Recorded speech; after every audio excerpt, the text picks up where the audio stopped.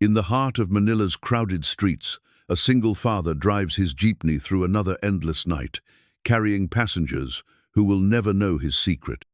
Mack Dela Cruz was once the most feared wushu champion in Southeast Asia, a warrior whose fluid movements could disarm 3 men before they could blink. But a match-fixing scandal destroyed everything he'd built, leaving him with nothing but shame and a daughter to protect.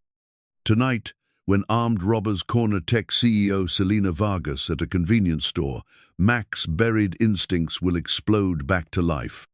Using only a mop handle and decades of forgotten muscle memory, he'll save her life with moves so graceful they'll go viral within hours.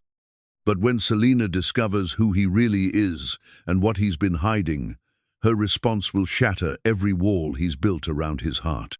What happens when a disgraced champion meets a woman who sees past his failures? Before we jump back in, tell us where you're tuning in from, and if this story touches you, make sure you're subscribed, because tomorrow I've saved something extra special for you.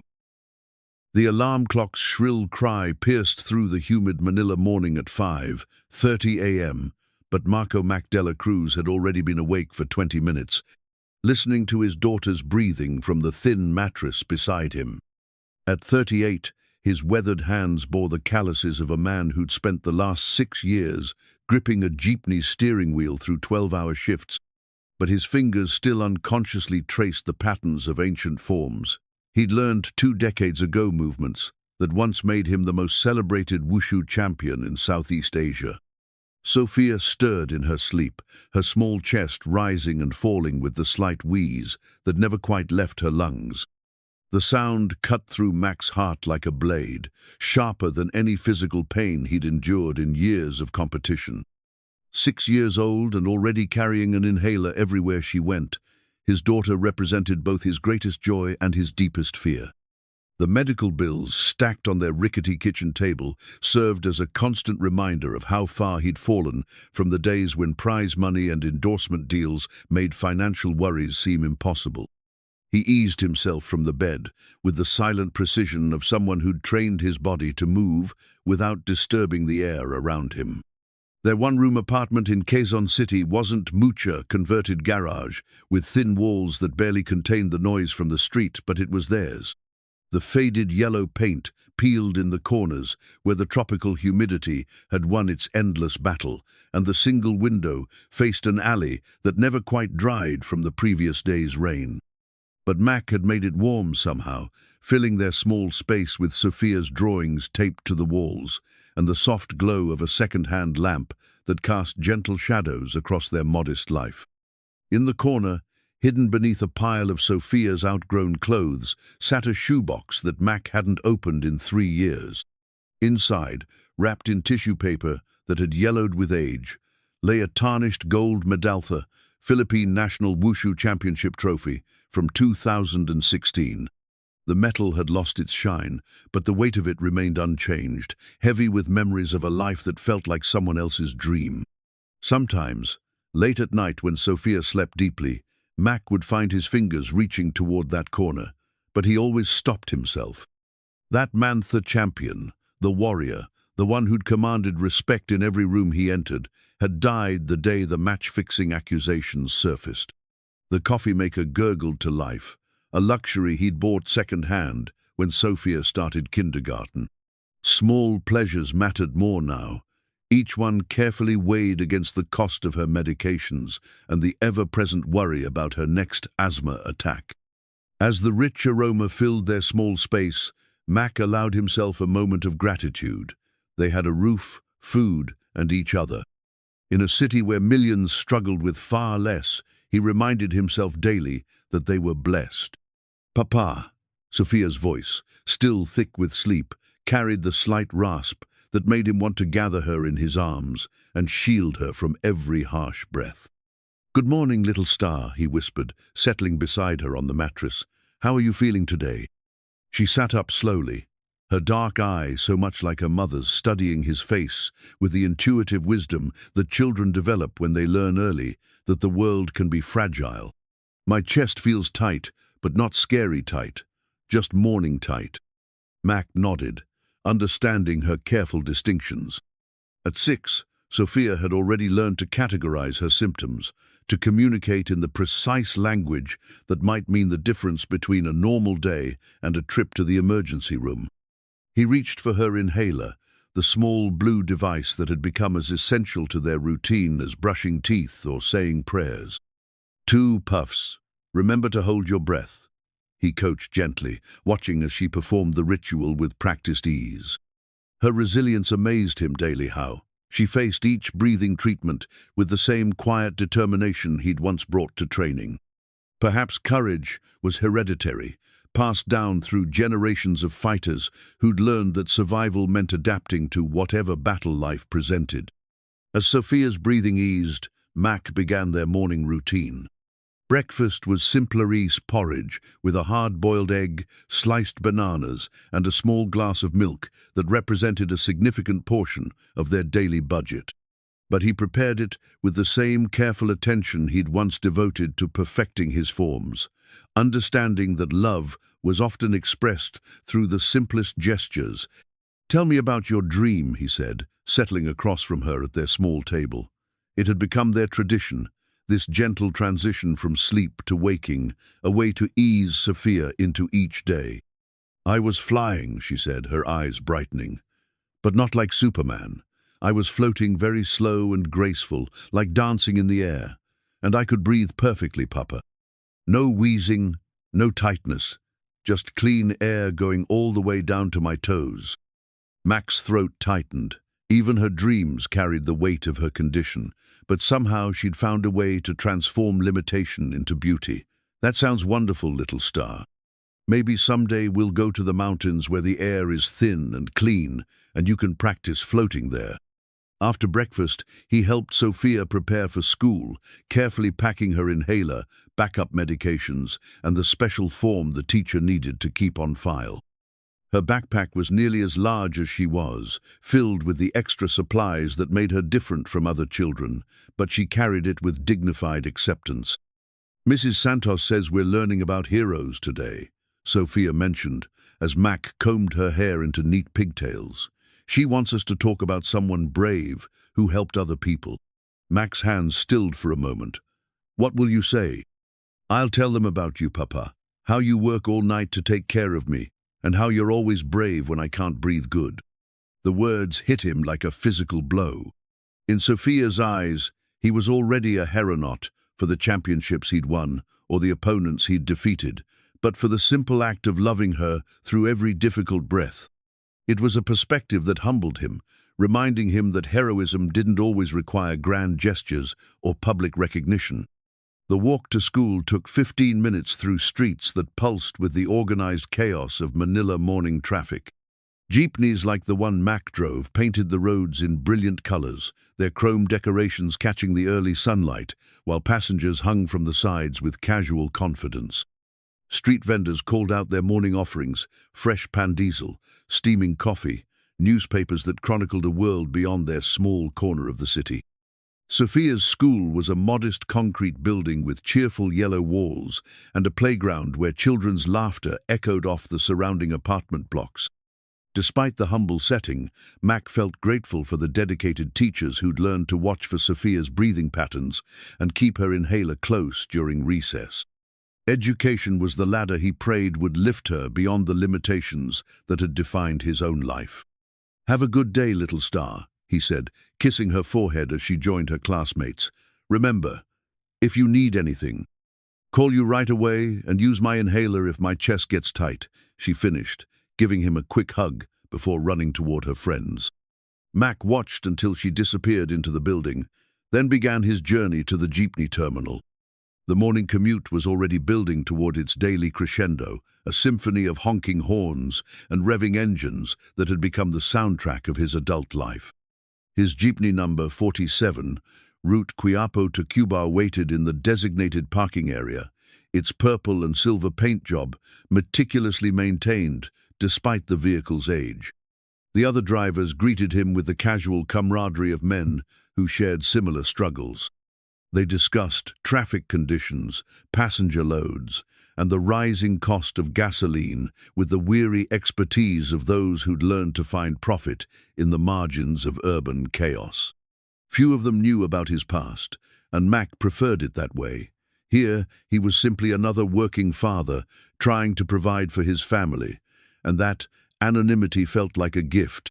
His first passengers of the day were hospital workers ending their night shifts, their tired faces reflecting the exhaustion he recognized in his own mirror.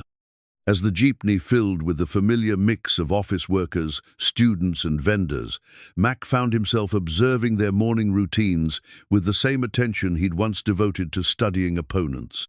Everyone carried their own burdens, their own dreams, their own quiet heroism. The radio crackled with news updates, traffic reports, and the occasional song that carried passengers back to memories of easier times.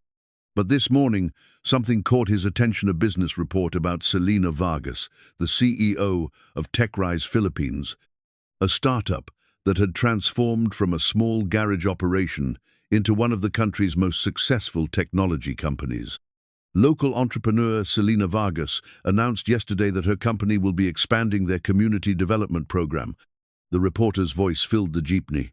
The initiative aims to provide technology training and job opportunities in underserved communities throughout Metro Manila. Mack glanced at the rearview mirror, noting how his passengers perked up at the mention of job opportunities. In a city where economic mobility felt like a distant dream for many, stories of success carried special weight. He'd seen Celina Vargas on television, occasionally a sharp-eyed woman in her early 30s, who spoke with the confident precision of someone who'd built her achievements through intelligence and determination rather than inherited privilege. As the morning progressed, Mack's thoughts drifted between the practical concerns of his route and the deeper questions that had haunted him since Maria's death 4 years ago. His wife had believed in him even after the match-fixing scandal broke, even when the sports world turned its back and the media painted him as a fallen hero. She'd seen past the shame to the man underneath, the father who would do anything to protect his family. Maria's absence still felt like a physical wound, especially during moments like these when he wished he could share the small victories and daily worries that made up their life. She would have found the perfect words to explain to Sophia why her father no longer competed, why they lived so simply, why some dreams had to be set aside for more important purposes. The lunch break brought a temporary reprieve from the traffic's intensity. Mack parked near a small eatery where the owner, Mrs. Chen, had grown fond of Sophia and always asked about her health.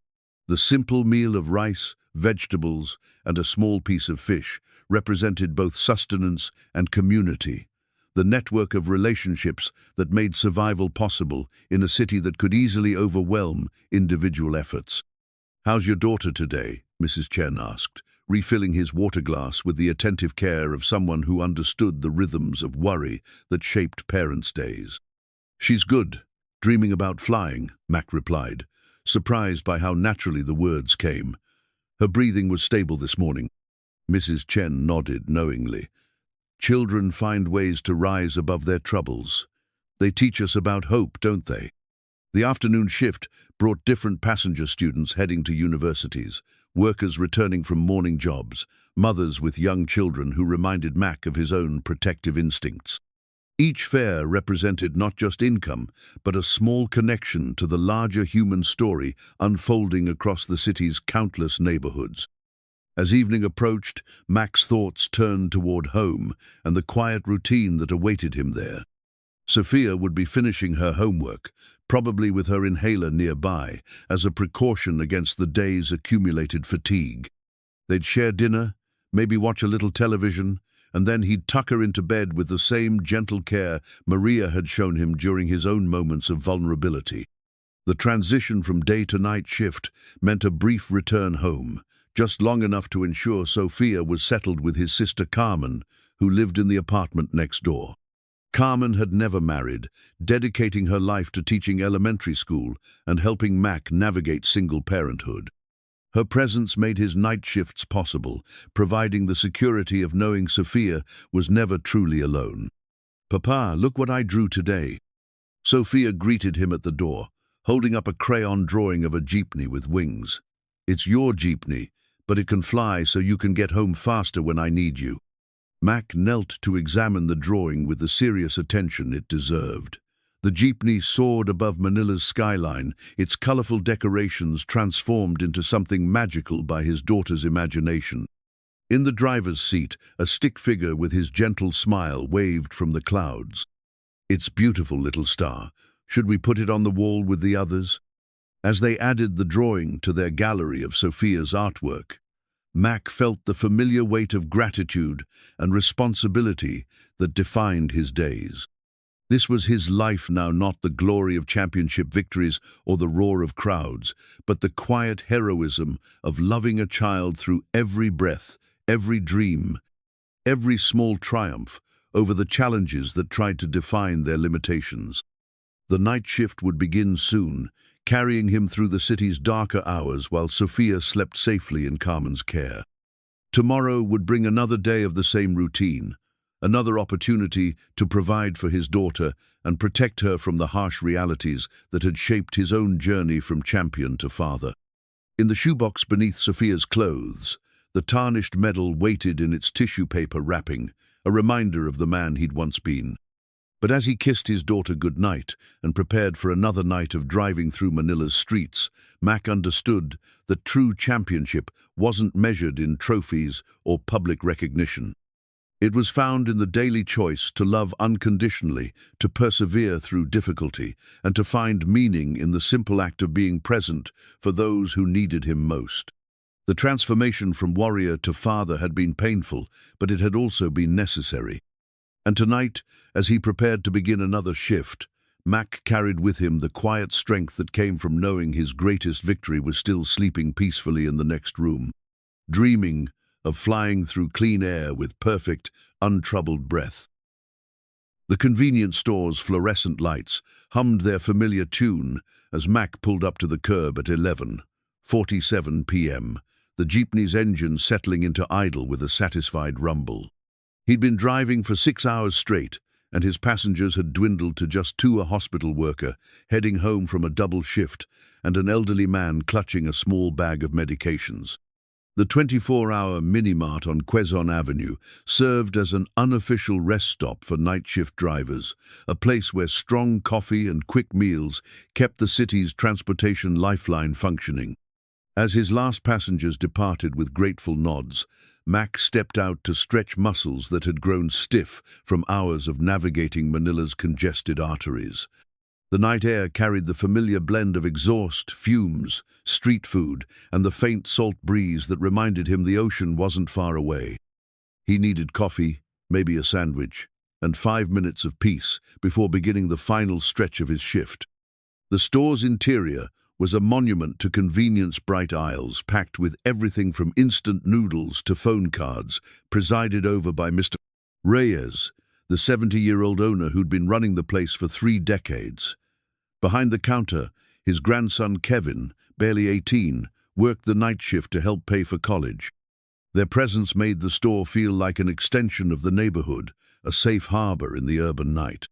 "Evening, Mack," Mr. Reyes called out, his weathered face creasing into a familiar smile. "The usual?" "Coffee and one of those ham sandwiches," Mack replied, moving toward the back of the store, where the coffee machine gurgled its caffeinated promises. "How's your grandson doing with his studies?" "Top of his class in engineering," Mr. Reyes said with obvious pride. "Smart boy, that one. Going to build bridges someday." Mack smiled, remembering his own dreams at 18, when the future seemed unlimited and every challenge felt conquerable. Sophia would have those same opportunities, he promised himself. Her asthma might slow her down, but it wouldn't stop her from reaching whatever heights she chose to climb. The coffee was stronger than it needed to be, perfect for the long hours ahead. As Mack waited for his sandwich, he noticed a sleek black sedan pull up outside, its tinted windows reflecting the store's neon signs. The vehicle looked expensive, out of place in this working-class neighborhood where most cars showed the wear of daily struggle. A woman emerged from the passenger side, her movements carrying the confident precision of someone accustomed to command. Even at this late hour, she wore a tailored business suit that probably cost more than Mack earned in a month. Her hair was pulled back in a severe bun, and she carried herself with the erect posture of someone who'd learned that presence was often more important than words. Mack recognized her immediately, Celina Vargas, the tech CEO he'd heard about on the radio that morning. Up close, she was smaller than he'd expected, but her dark eyes held an intensity that made her seem to fill more space than her physical frame suggested. She moved through the store with purposeful efficiency, selecting items with the same decisive energy she probably brought to boardroom negotiations. Behind her, the sedan's engine continued running, and Mack caught a glimpse of the Drivera professional-looking man in his 30s, who kept checking his phone with the impatience of someone operating on a tight schedule. Everything about the scene suggested wealth and success, a world where convenience stores were brief stops rather than community gathering places. Mr. Reyes's face lit up with recognition as Celina approached the counter. "Ms. Vargas, I saw you on the news last week. My grandson Kevin here wants to study computer programming because of your company's success." Celina's stern expression softened slightly. "Is that so? What's your name, young man?" "Kevin Reyes, ma'am," the teenager replied, his voice carrying the nervous excitement of meeting a celebrity. "I'm studying engineering at UP, but I've been teaching myself coding in my spare time." "Good for you," Celina said, her tone warming with genuine interest. "The country needs more young programmers. If you're serious about it, email my office. We have internship programs for promising students." As she spoke, Mack noticed movement outside the store. 3 men had emerged from the shadows between buildings, their casual clothes and relaxed postures initially unremarkable. But something in their coordinated movement triggered alarms in his mind instincts honed by years of competition, where reading an opponent's intentions could mean the difference between victory and defeat. The first man entered the store with his hands in his pockets, his eyes scanning the interior with the practiced assessment of someone cataloging exits and potential obstacles. The second followed moments later, positioning himself near the magazine rack where he could observe both the counter and the door. The third remained outside, but Mack could see him pacing in a pattern that suggested he was watching for approaching vehicles or pedestrians. Mack's coffee cup grew cold in his hands as recognition dawned. This wasn't a casual late-night shopping trip. The men moved with the synchronized precision of a team, their apparent casualness a thin disguise for something far more dangerous. "Hand over the cash register," the first man said quietly, his voice carrying the flat authority of someone accustomed to being obeyed. "Nobody has to get hurt tonight." Mr. Reyes's face went pale, but his hands moved immediately toward the register. Kevin stepped back, his young face frozen with shock and fear. Celina stood perfectly still, her business instincts apparently warning her that sudden movements could escalate the situation. "The safe too, old man," the second robber added, moving closer to the counter. "Don't pretend you don't have one." That's when Mack saw the Guna small pistol that the first man had pulled from his jacket with casual efficiency. The weapon wasn't pointed at anyone specifically, but its presence transformed the entire dynamic of the encounter. This wasn't just robbery. It was a demonstration of power, a reminder that violence was always an option. Mr. Reyes's hands shook as he opened the register, bills spilling onto the counter in a small cascade of hard-earned profit. "Please, this is all I have. I've got grandchildren." "Shut up," the first robber snapped, his patience apparently wearing thin. "Just give us what we want and we'll be gone." Mack's eyes tracked the third man outside, noting how he'd moved closer to the window, his attention split between watching the street and monitoring the situation inside. 3 against 3, but the odds were heavily skewed by the presence of the weapon and the fact that Mr. Reyes and Kevin were civilians with no training in conflict resolution. "You," the second robber said, pointing at Celina. "Your purse and jewelry now." Celina's composure cracked slightly, but she reached for her handbag with deliberate slowness. "I don't have much cash, but you're welcome to whatever's there." "The watch too." the first man demanded, waving the gun in her direction. "Don't think we don't know who you are, lady. That thing's worth more than most people make in a year." As Celina began removing her watch, the second robber moved behind the counter to help Mr. Reyes open the safe. In doing so, he pushed past Kevin roughly, causing the young man to stumble against a display of snacks. The teenager's elbow caught the edge of a shelf, sending packages scattered across the floor. "Clumsy kid," the robber muttered, and casually backhanded Kevin across the face. The casual cruelty of the gesture, the unnecessary violence against a frightened teenager, ignited something deep in Mack's chest. He'd spent 6 years learning to keep his head down, to avoid confrontation, to prioritize Sophia's safety over his own instincts.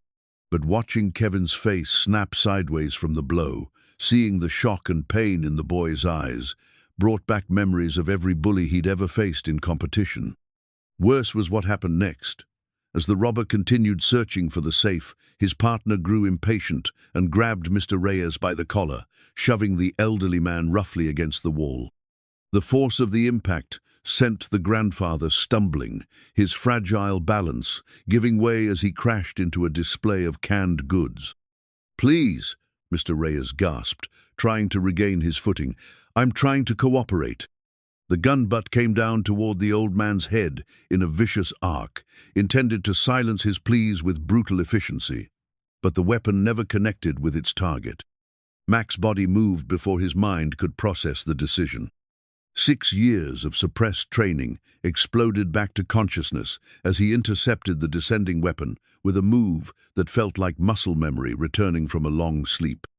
His left hand caught the robber's wrist with precise timing, while his right found the mop handle that had been leaning against the wall behind him. The transformation was instantaneous and complete. The humble jeepney driver disappeared, replaced by the warrior who'd once dominated Southeast Asian competition.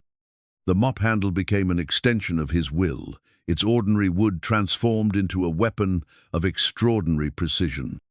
The first robber's surprise lasted exactly long enough for Mack to execute a perfect wrist throw that sent the gun clattering harmlessly across the floor. The second man reached for his own weapon, but Mack was already moving, the mop handle tracing a graceful arc that connected with the robber's solar plexus with surgical accuracy.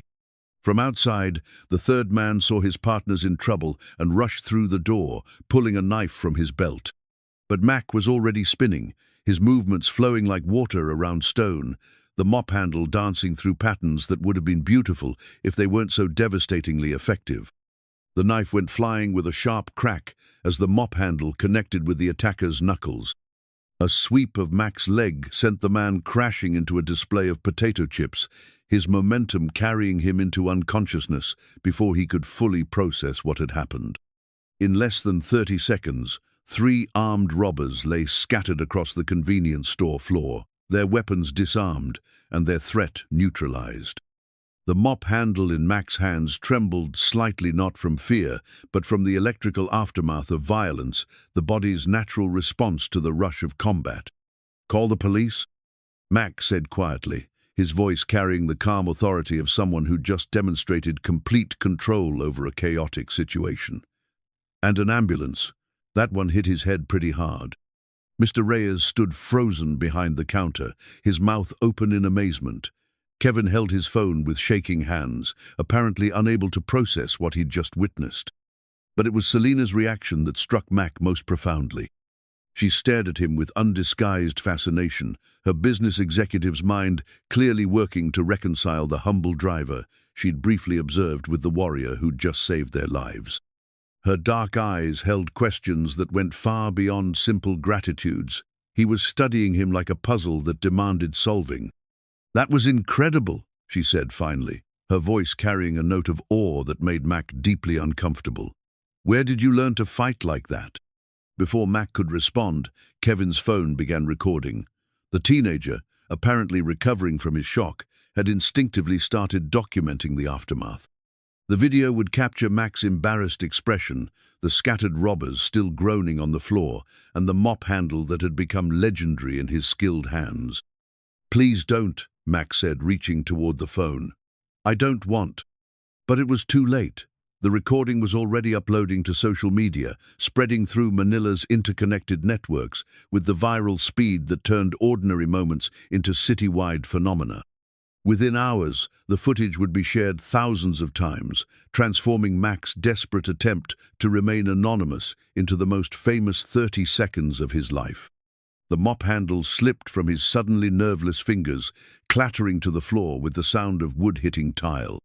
The weapon that had served him so well moments before was just a cleaning tool again, but its brief transformation had shattered the carefully constructed anonymity that had protected him for 6 years. As sirens wailed in the distance and curious neighbors began gathering outside the store, Mack realized that his old life had just collided catastrophically with his new one. The champion he'd buried beneath years of shame and struggle had risen to protect innocent people, but in doing so, had exposed the secret that could destroy everything he'd built. The viral video would make him a hero to millions, but to Mack, it felt like the beginning of the end of the peaceful life he'd fought so hard to create for Sophia. The mop handle lay forgotten on the floor, but its brief moment of glory had changed everything forever. The apartment felt smaller when Mack finally returned home at 3:17 a.m., his hands still trembling from the adrenaline that had carried him through the police interviews and incident reports. The officials had been thorough but respectful, treating him like a good Samaritan rather than a suspect. They'd taken his statement, collected his contact information, and assured him that his actions had prevented what could have been a tragedy. But none of that mattered now, as he stood in the doorway, listening to Sophia's sleep-heavy breathing from their shared mattress. The familiar wheeze was slightly more pronounced than usual, a sign that her asthma was responding to some invisible trigger stress, perhaps, or the change in weather that always seemed to affect her delicate respiratory system. Carmen emerged from the kitchen, her teacher's instincts immediately reading the tension in his shoulders. "How did it go?" The police were understanding. "They were fine," Mack whispered, moving carefully towards Sophia's sleeping form. "Just paperwork and questions. Nothing complicated." But everything felt complicated now. The simple act of removing his shoes seemed to require enormous concentration, as if the familiar routine had become foreign to his hands. The mop handle's weight still seemed to linger in his palms, muscle memory refusing to fade, despite his desperate wish to forget the entire encounter. "She had a small episode around midnight," Carmen said softly, settling into the chair beside their makeshift bed. "Nothing serious, but I gave her the inhaler and stayed with her until she fell back asleep. The humidity's been building all week." Mack nodded, his attention focused on Sophia's small chest as it rose and fell with careful precision.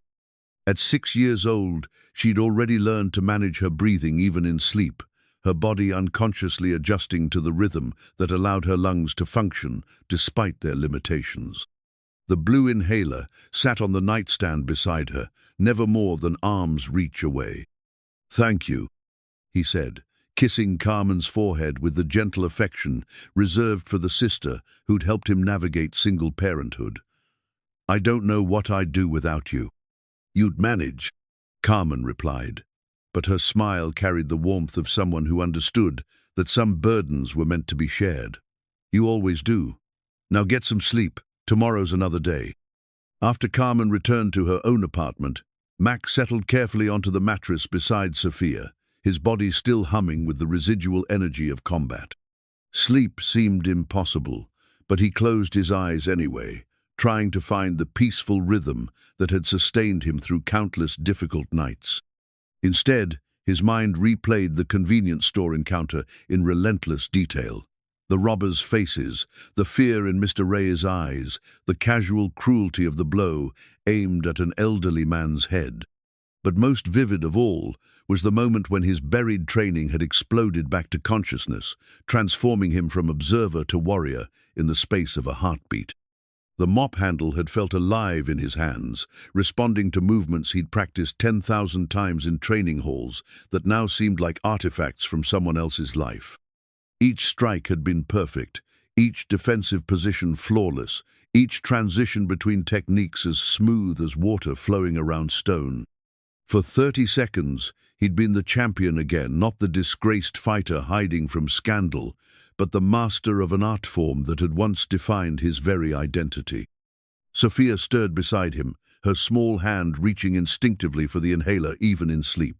The gesture brought him back to the present, to the responsibilities that had reshaped his priorities and given his life meaning beyond personal achievement. She was his championship now, his daily victory against the forces that threatened to overwhelm their small family. Morning came too soon, announced by the alarm clock's familiar shriek and the sounds of the city awakening outside their window. Sophia's breathing had stabilized during the night, but Mack still watched her chest carefully as she emerged from sleep, ready to reach for the inhaler if her airways showed any signs of constriction. "Good morning, little star," he whispered, brushing a strand of hair from her forehead. "How do you feel today?" "Better," she said, sitting up with the cautious movement of someone who'd learned to test her body's responses before committing to full activity. "My dream was different last night. I wasn't flying this time. What happened instead?" Sophia's eyes brightened with the memory. "I was watching you, Papa.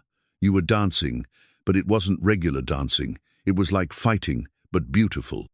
And everyone was watching and clapping because you were so good at it." Mack's throat tightened.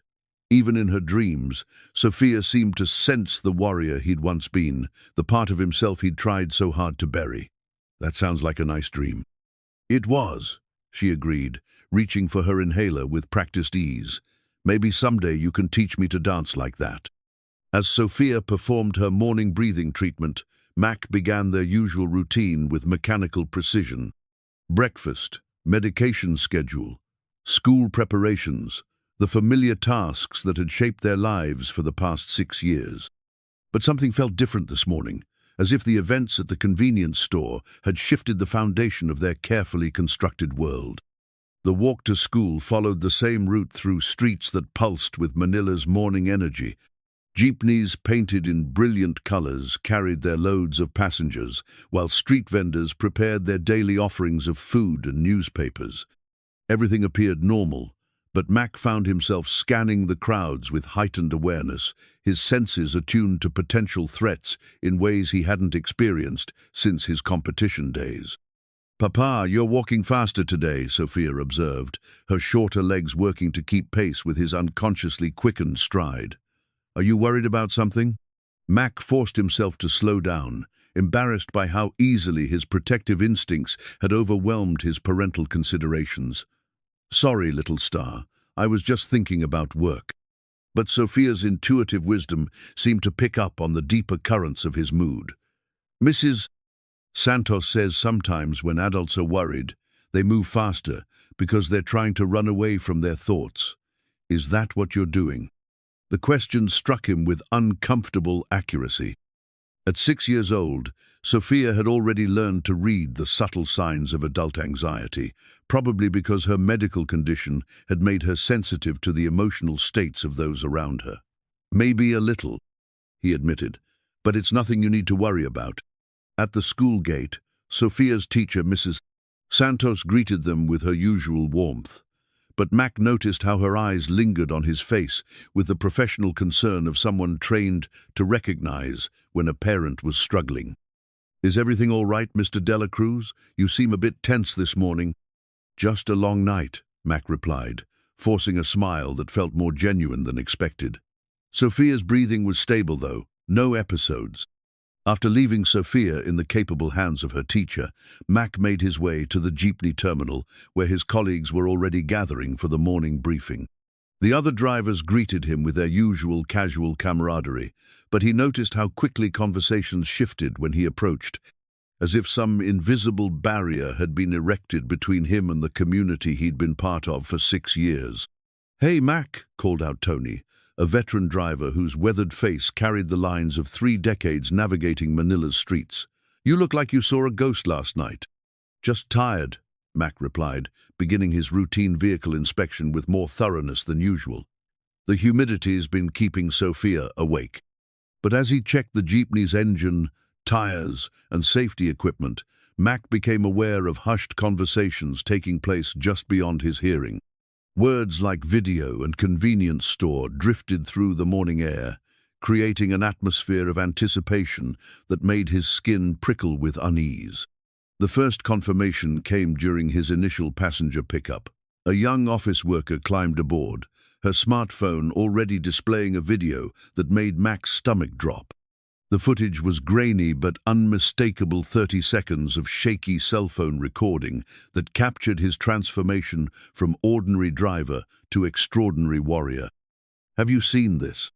the woman asked her seatmate, tilting the phone screen so others could watch. "This jeepney driver took down 3 armed robbers with just a mop handle. The video's got over 50,000 views already." Mack's hands gripped the steering wheel tighter as he listened to passengers discussing the incident with growing excitement. The footage had been uploaded by Kevin, the teenager whose phone had captured the aftermath of the confrontation. In the video, Mack appeared uncomfortable and modest, trying to deflect attention while the defeated robbers groaned on the floor behind him. "Look at how he moves," another passenger observed. "That's not luck or adrenaline. That's serious training. I wonder who he really is." By midday, the video had reached viral status across Filipino social media platforms.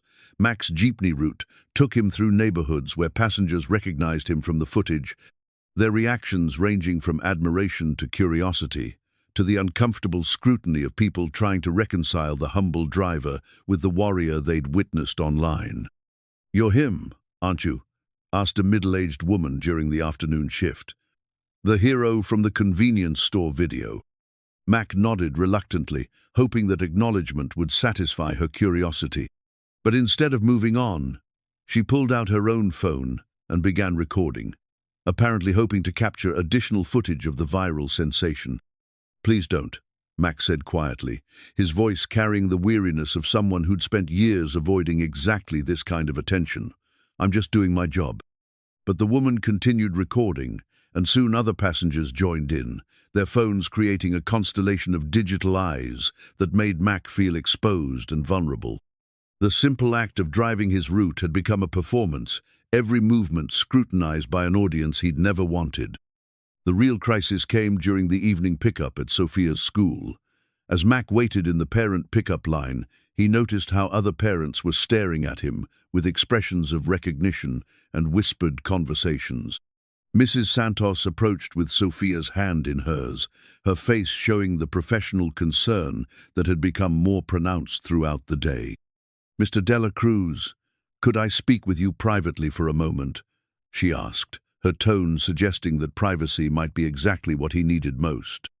They moved to a quiet corner of the school courtyard while Sophia played with her classmates, apparently oblivious to the adult drama unfolding around her. Mrs. Santos pulled out her phone, displaying the same viral video that had been circulating across social media platforms. "I've been getting calls from parents all day," she said gently. "Some of them are concerned about Sophia's safety, given the attention this video is generating. Others are asking questions about your background that I can't answer." Mack's worst fears were crystallizing with ruthless efficiency. The carefully constructed anonymity that had protected Sophia from his past was crumbling, replaced by a spotlight that could expose truths he'd spent years trying to bury. "What kind of questions?" he asked, though he suspected he already knew the answer. "About your fighting experience, your background, why someone with your skills is driving a jeepney." Mrs. Santos's expression was sympathetic but firm. "I told them it was none of their business, but the curiosity isn't going away, and there are already news reporters asking about interviews." The weight of impending exposure settled on Mack's shoulders like a physical burden. The viral video had accomplished in 12 hours what he'd feared for 6 years. It had shattered the protective obscurity that kept Sophia safe from the complications of his past. "I need to pick up Sophia," he said, his voice carrying the hollow tone of someone processing an inevitable disaster. "We'll figure out what to do next." But as he walked toward his daughter, Mack knew that the simple life they'd built together was already changing. The mop handle's brief moment of glory had opened a door that couldn't be closed, exposing them both to a world of scrutiny and judgment that he'd fought so hard to avoid. Sophia ran toward him with her usual enthusiasm, her small face bright with the joy of seeing her father after a long day. In her hand, she clutched the inhaler that represented both her vulnerability and her strength, the blue plastic device that had become a symbol of their shared determination to overcome whatever challenges life presented. "Papa, Mrs. Santos says some people want to talk to you about helping someone last night," Sophia said, her child's understanding of adult complexity filtering the situation through innocent perception. "Are you going to be famous?" Mack knelt to her level, looking into eyes that held complete trust in his ability to protect her from whatever storms might be approaching. "I don't know, little star. But whatever happens, we'll face it together." As they walked home through streets that no longer felt quite as anonymous, Mack realized that the warrior he'd tried to bury had risen at the worst possible moment. The mop handle lay forgotten in a police evidence room, but its brief return to his hands had changed everything. The viral video was spreading beyond his control, carrying with it the potential to expose secrets that could destroy the peaceful life he'd built for Sophia. The inhaler in his daughter's small hand reminded him of what mattered most, not the glory of his past or the scrutiny of his present, but the simple act of being the father Sophia needed him to be. Whatever consequences the viral video might bring, he would face them with the same determination that had carried them through 6 years of quiet struggle. But as they approached their apartment, Mack couldn't shake the feeling that the most difficult challenges still lay ahead. The morning news confirmed Mack's worst fears. As he prepared Sophia's breakfast with trembling hands, the television screen displayed his face alongside footage from the convenience store, while the anchor's voice filled their small apartment with words that made his stomach clench. The viral video has now been viewed over 2 million times, but questions are emerging about the mysterious Good Samaritan's identity. Sources indicate that Dela Cruz may be the same fighter who was accused of match-fixing in a controversial 2017 wushu championship bout. Sophia looked up from her rice porridge with curious eyes. "Papa, they're talking about you on TV. Are you famous now?" Before Mack could respond, the screen cut to archived footage from his competition days, images of a younger, more confident version of himself, executing flawless techniques while crowds cheered his victories. The contrast between the champion on screen and the humble father sitting beside his daughter felt like watching someone else's life. Philippine Sports Commission records show that Dela Cruz was stripped of his title following allegations of match manipulation. The anchor continued. The case was never fully resolved, and Dela Cruz disappeared from public view shortly after the scandal broke. The yellowed newspaper clipping that had haunted Mack's dreams for 6 years now filled the television screen, its headlines screaming accusations that had never been proven true. Wushu champion accused of fixing matches for gambling syndicate. The article's grainy photo showed him leaving the Sports Commission building, his face etched with the humiliation of a man whose honor had been publicly questioned. Sophia's innocent question cut through his paralysis. "Papa, what's match? Fixing?" Mack reached for the remote with hands that felt disconnected from his body, turning off the television before more details could emerge. But the damage was already done. The secret he'd guarded for 6 years was now public knowledge, spreading across social media with the same viral intensity that had made him a hero just days before. "It's when people say someone did something wrong in a game," he said carefully, gathering Sophia into his arms. "But sometimes people say things that aren't true." "Did you do something wrong?" Sophia asked, her small hands reaching for her inhaler as the stress in his voice triggered her body's protective responses. "No, little star. I never did anything wrong, but some people believed I did, and that made things very difficult for our family."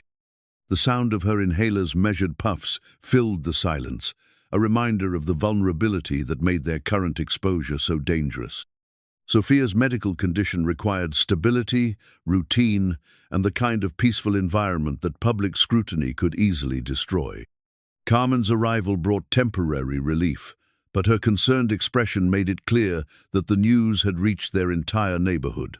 "I saw the reports," she said quietly, settling beside them on the mattress. "The phone's been ringing all morning. Reporters, mostly.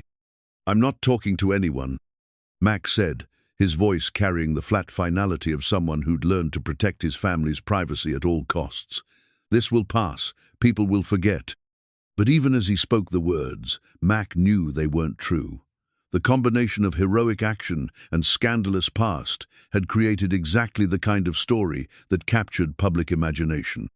The viral video had transformed him from anonymous citizen to controversial figure, and the media attention would only intensify as more details emerged.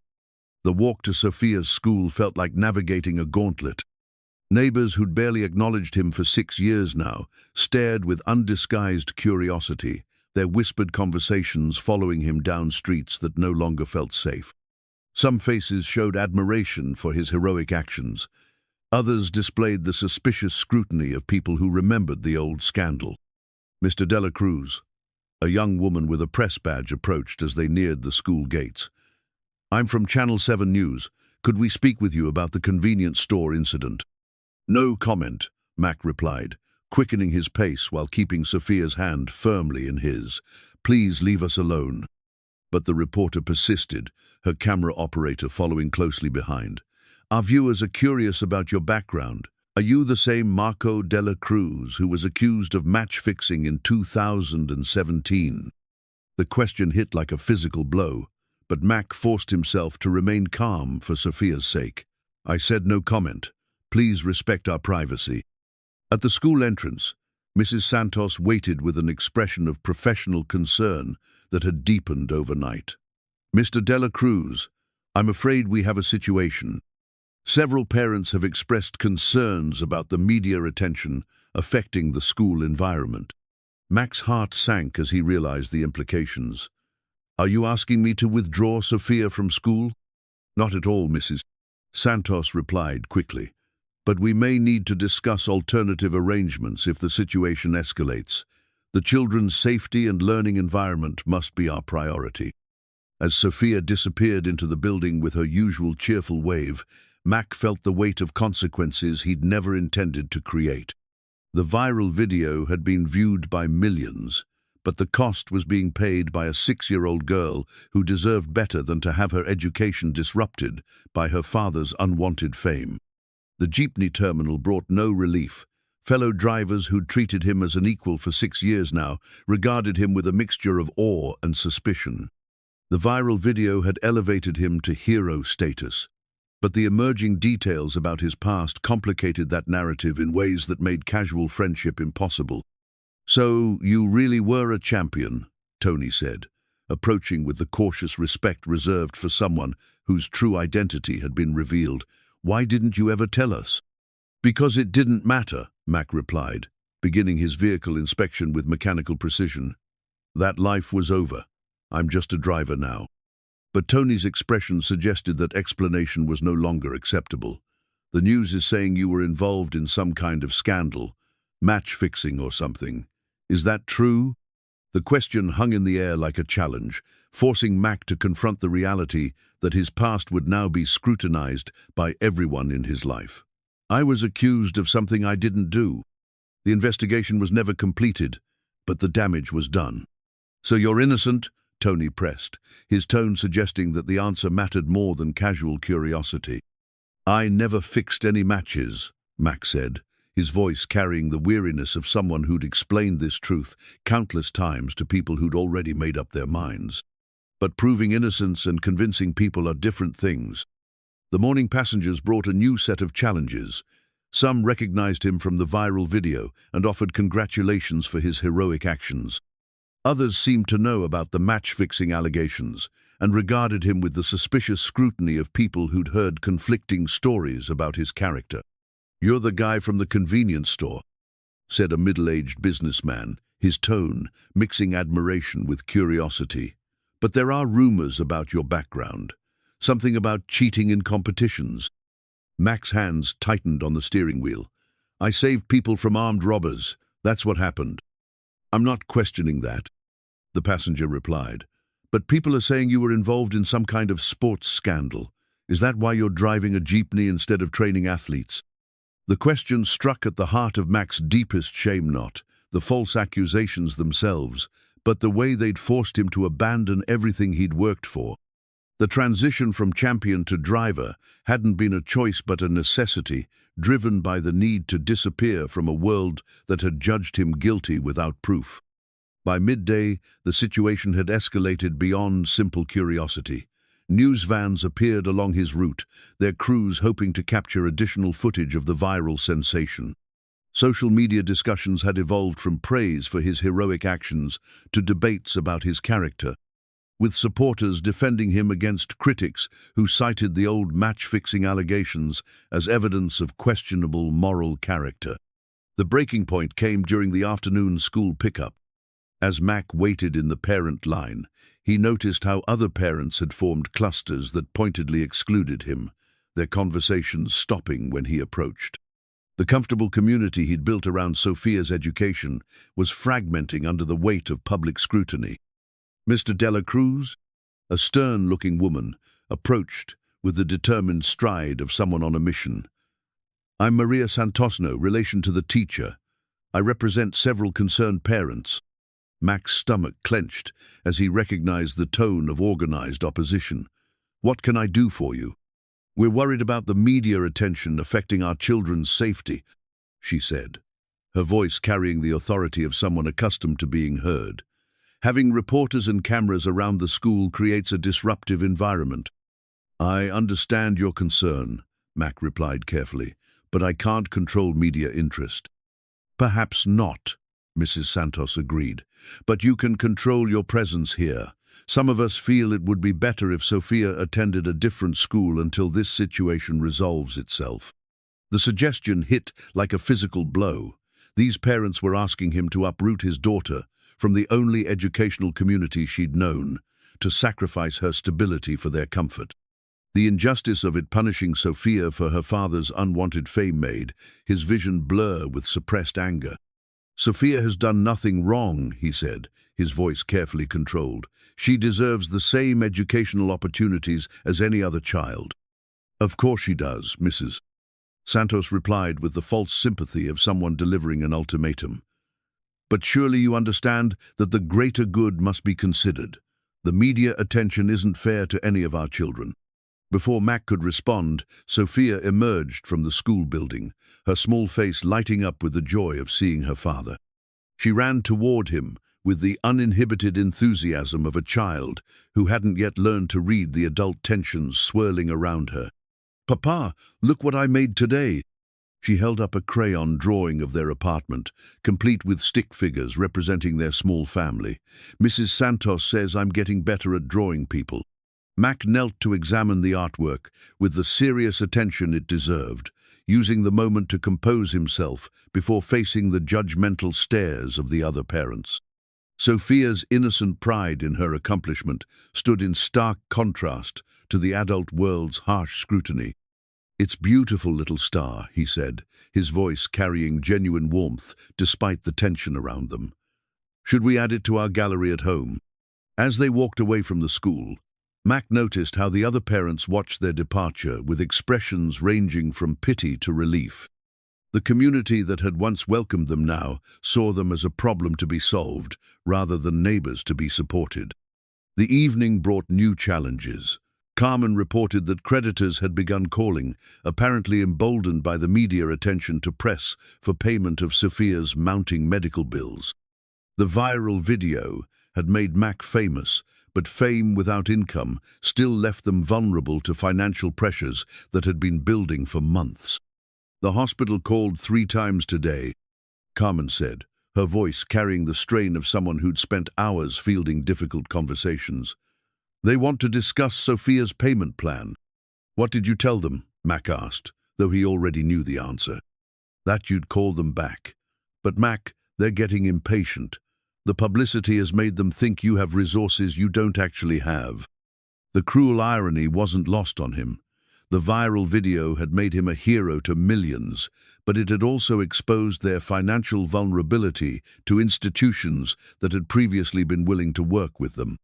Fame had transformed their private struggles into public knowledge, making their poverty a matter of public record.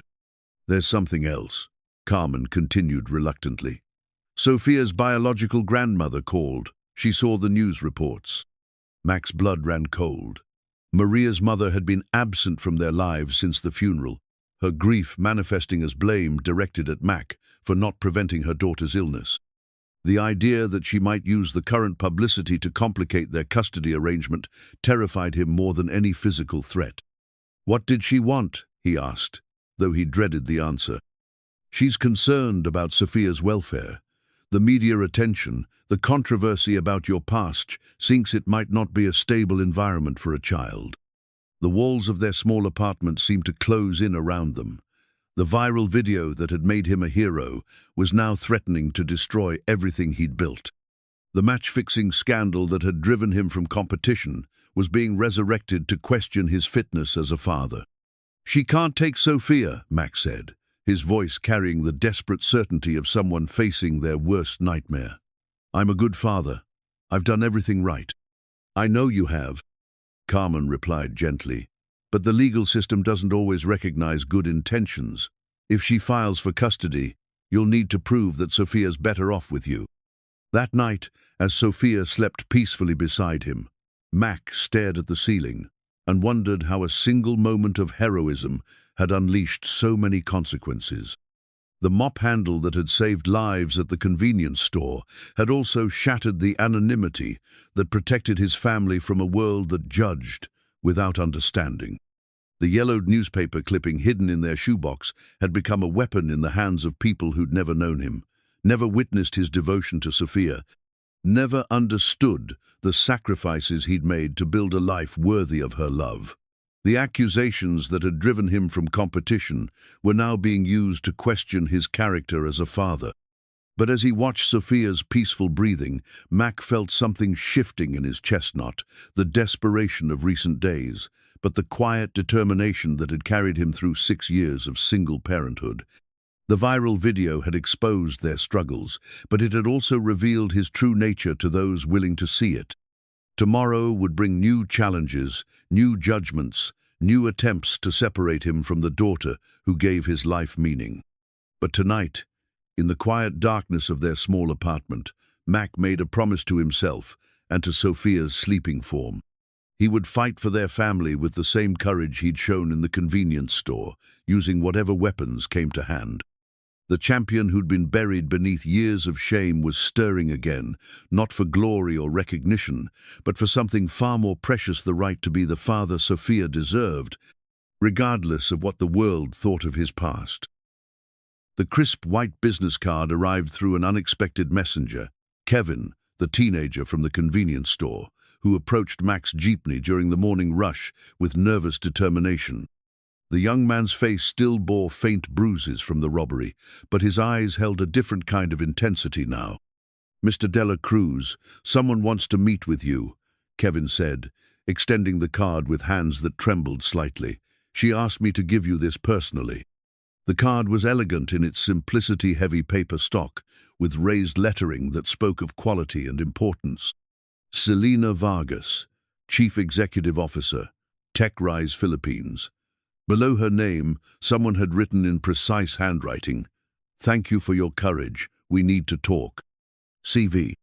Mack studied the card with the same caution he'd once applied to studying opponents before competition.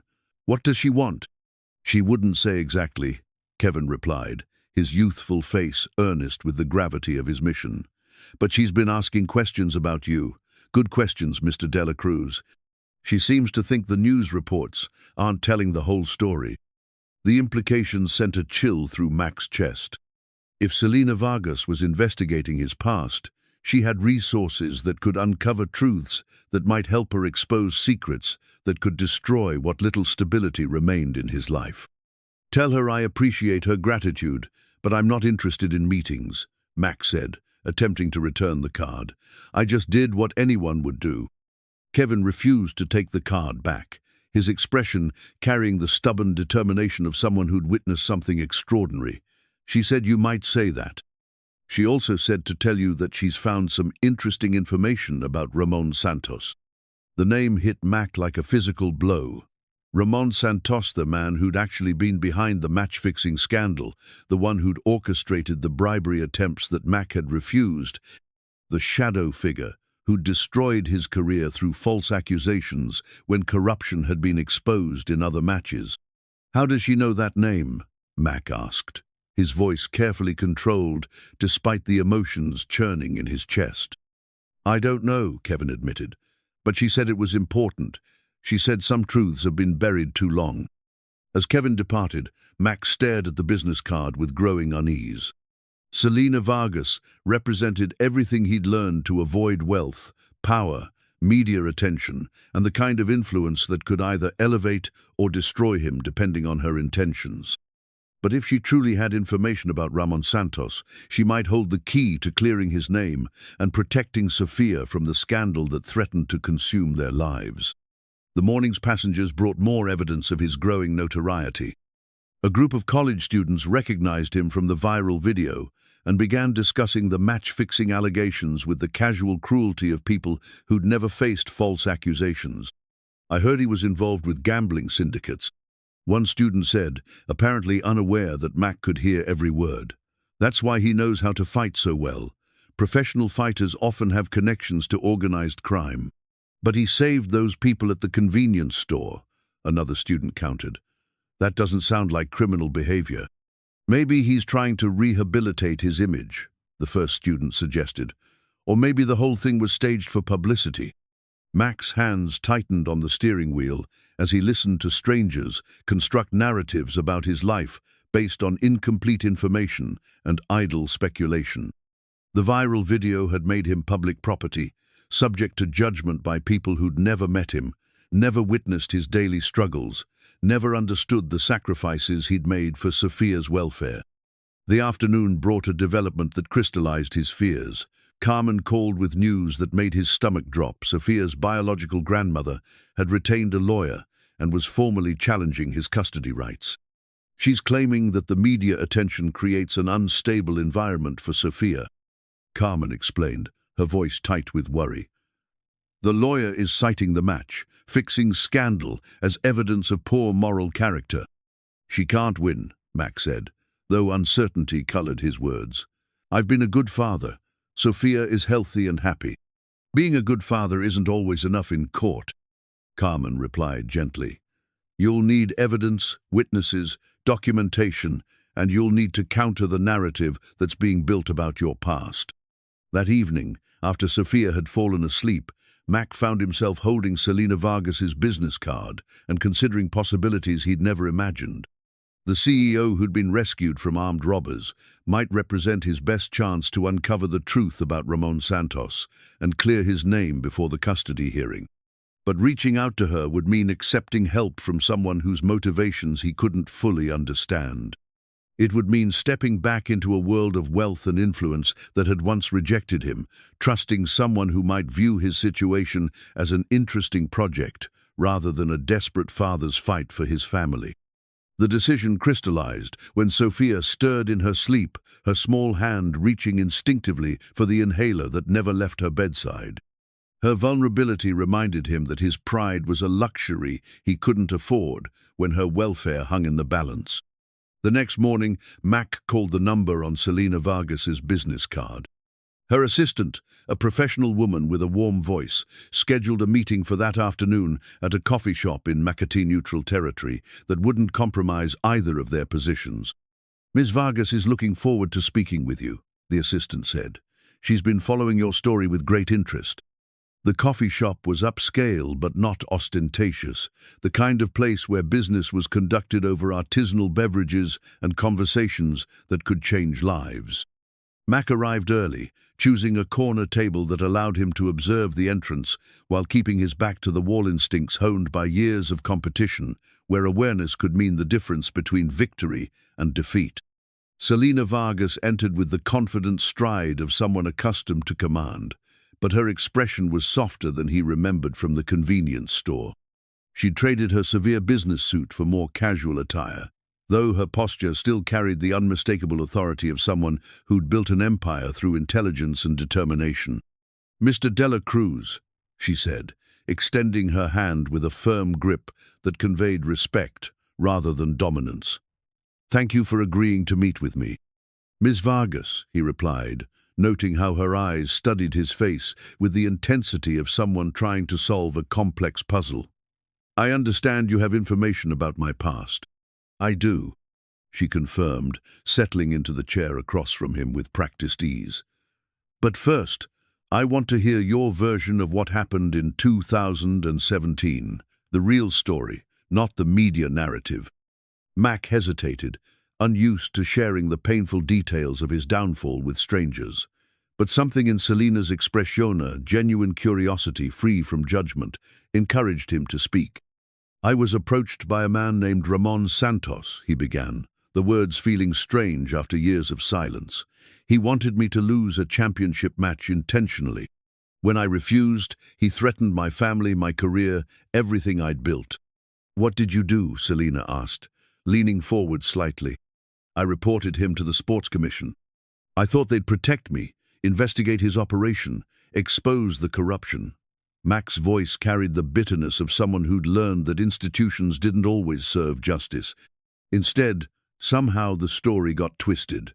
I became the suspect, rather than the witness. And Ramon Santos disappeared. The investigation focused on me instead of him, and without his testimony, I had no way to prove my innocence. The scandal destroyed my career, my reputation, everything. Celina nodded slowly, her expression thoughtful. "I've been researching Ramon Santos. My company has sophisticated data analysis capabilities, and I've been tracking financial patterns, communication records, media manipulation techniques."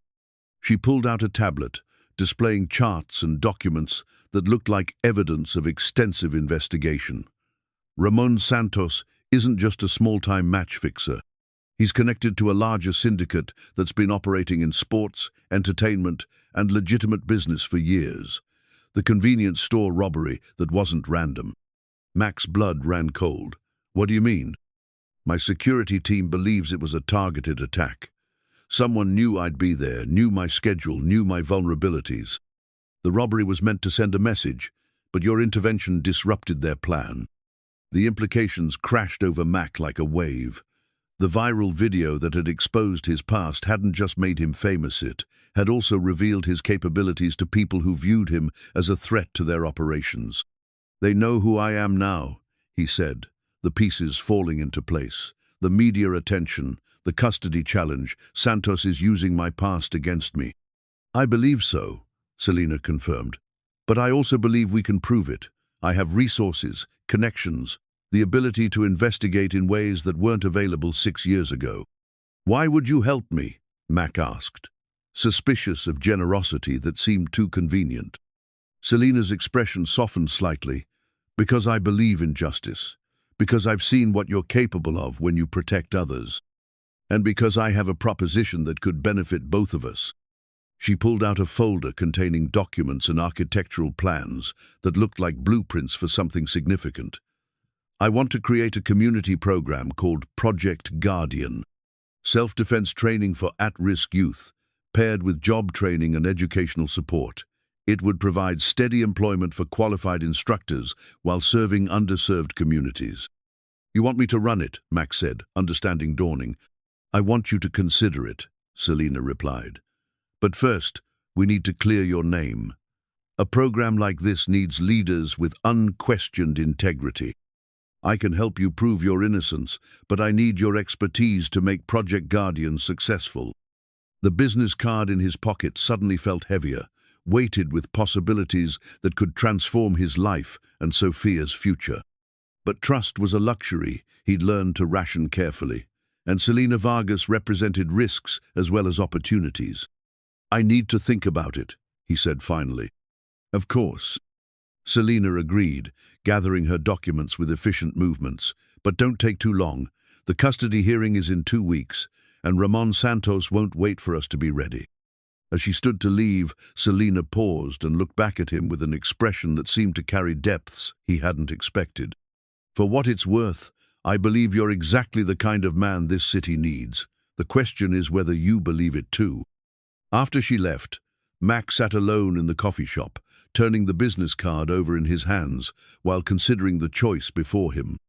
He could retreat into the anonymity that had protected him for 6 years, hoping that the media attention would fade and the custody challenge would fail.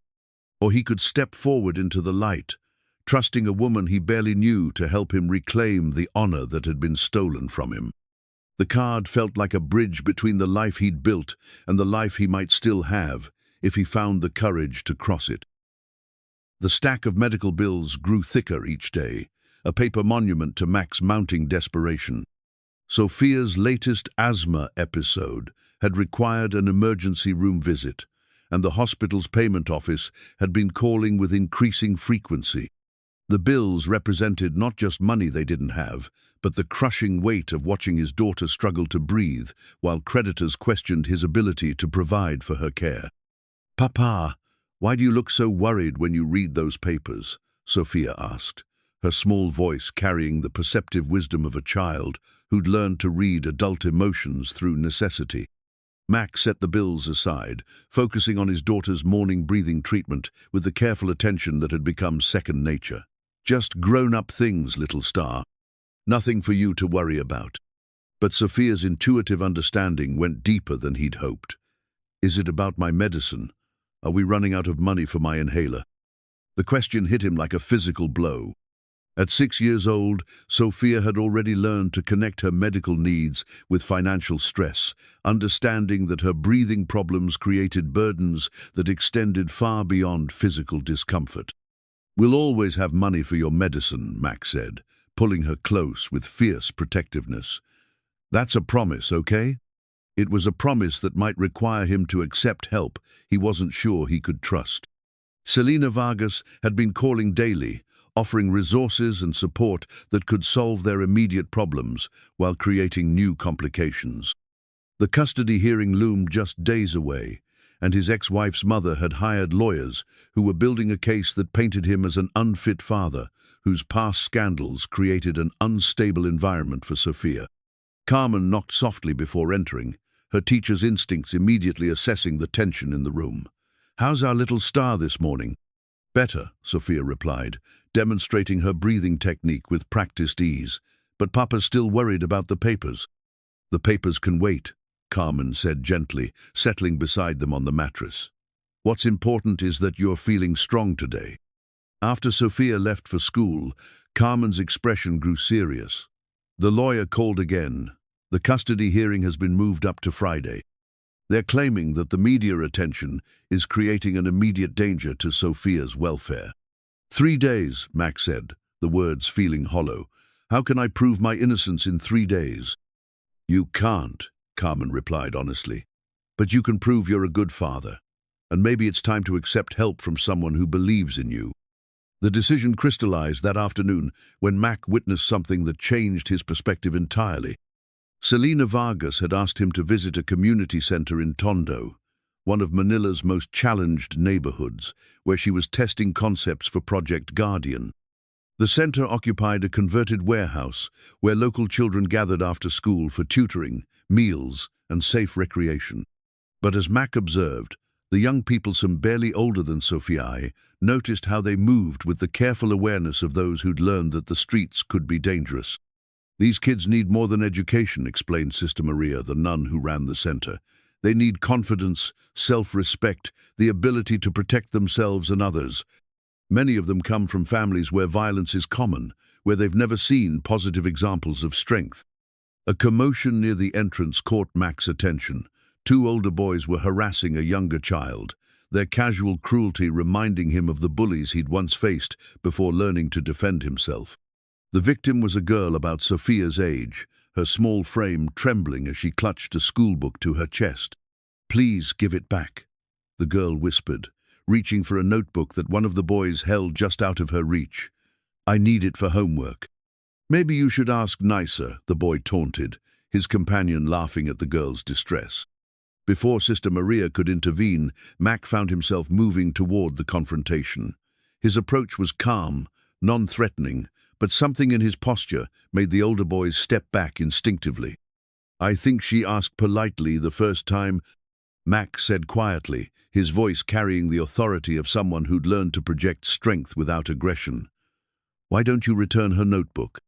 The boys looked at each other uncertainly, apparently recognizing something in Mack's demeanor that discouraged further confrontation. The notebook was returned without additional comment, and the younger girl scurried away to safety. "Thank you," Sister Maria said, her expression thoughtful. "You have a gift for diffusing situations.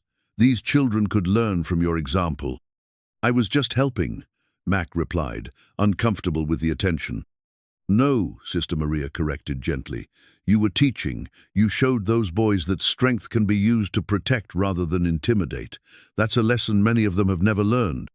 As the afternoon progressed, Mack found himself naturally engaging with the children, demonstrating basic self-defense principles that emphasized safety over aggression.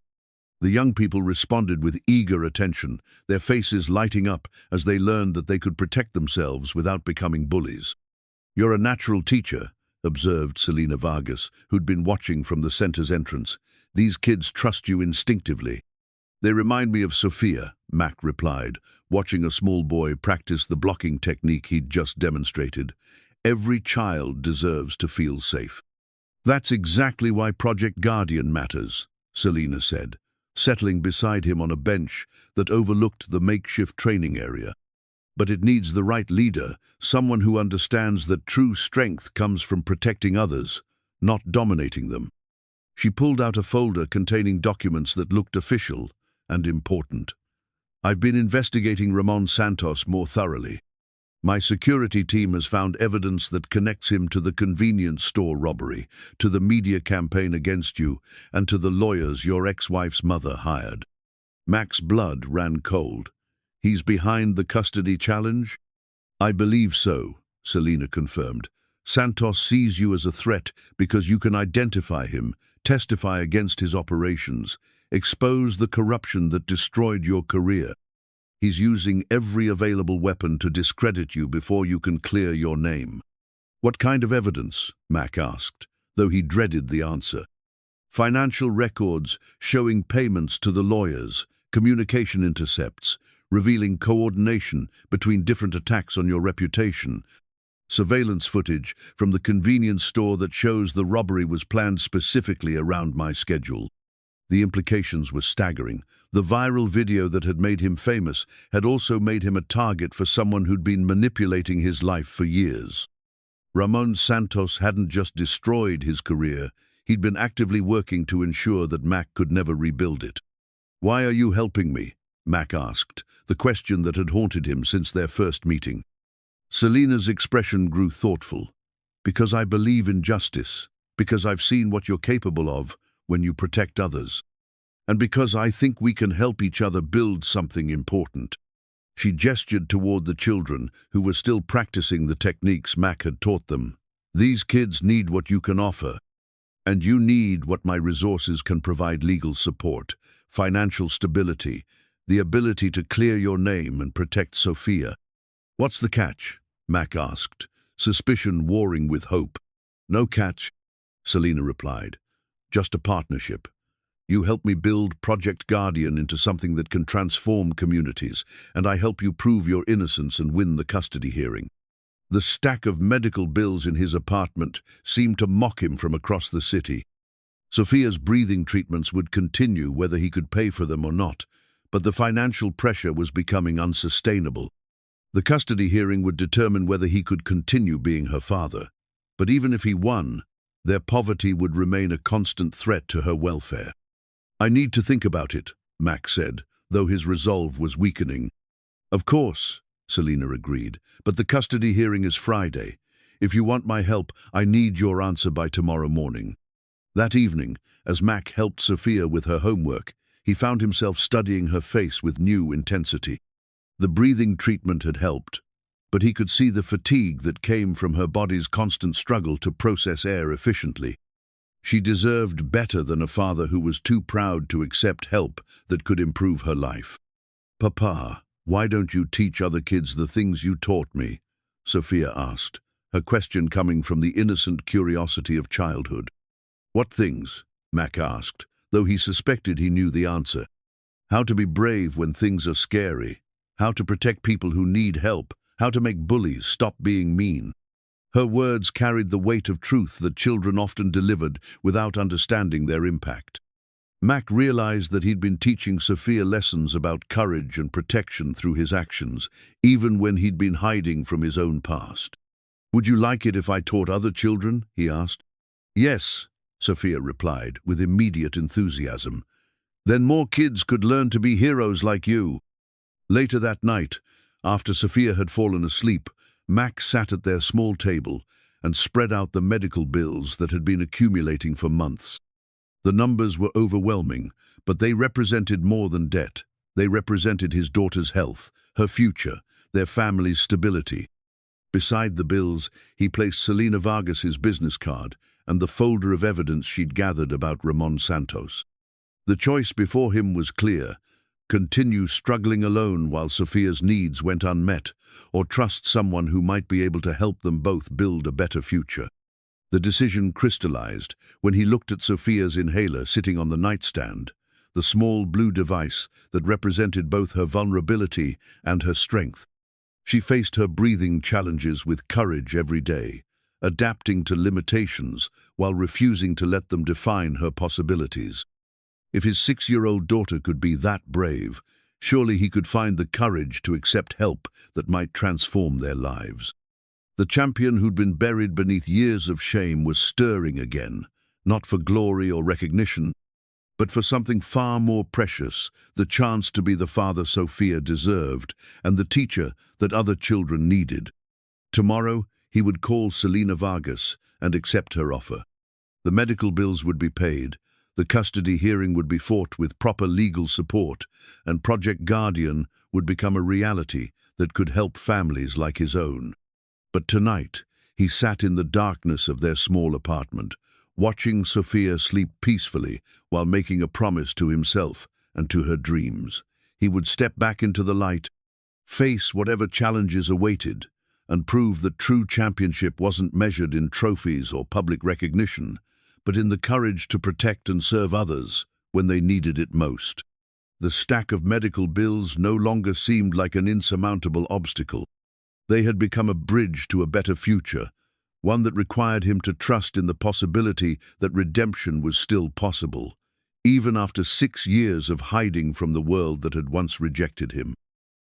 The anonymous check arrived on a Tuesday morning, delivered by a courier who disappeared before Mack could ask questions. The amount was staggering enough to cover Sophia's surgery, clear their outstanding medical debts, and provide a financial cushion that would have seemed impossible just weeks ago. But it was the foundation's name that made his hands tremble: the Maria Elena Foundation for Children's Health. Maria Elenahi's wife's full name, known to few people outside their immediate family. Someone had created a foundation in her memory, funded Sophia's medical care, and arranged for the payment to arrive precisely when they needed it most. The timing was too perfect to be coincidental, the amount too specific to be random charity. "Papa, why are you crying?" Sophia asked, her small voice cutting through the emotional storm that had overwhelmed him. Mack knelt beside her, holding the check with hands that shook with gratitude and confusion. "Someone very special has made sure you can have your surgery, little star. Your breathing is going to get so much better."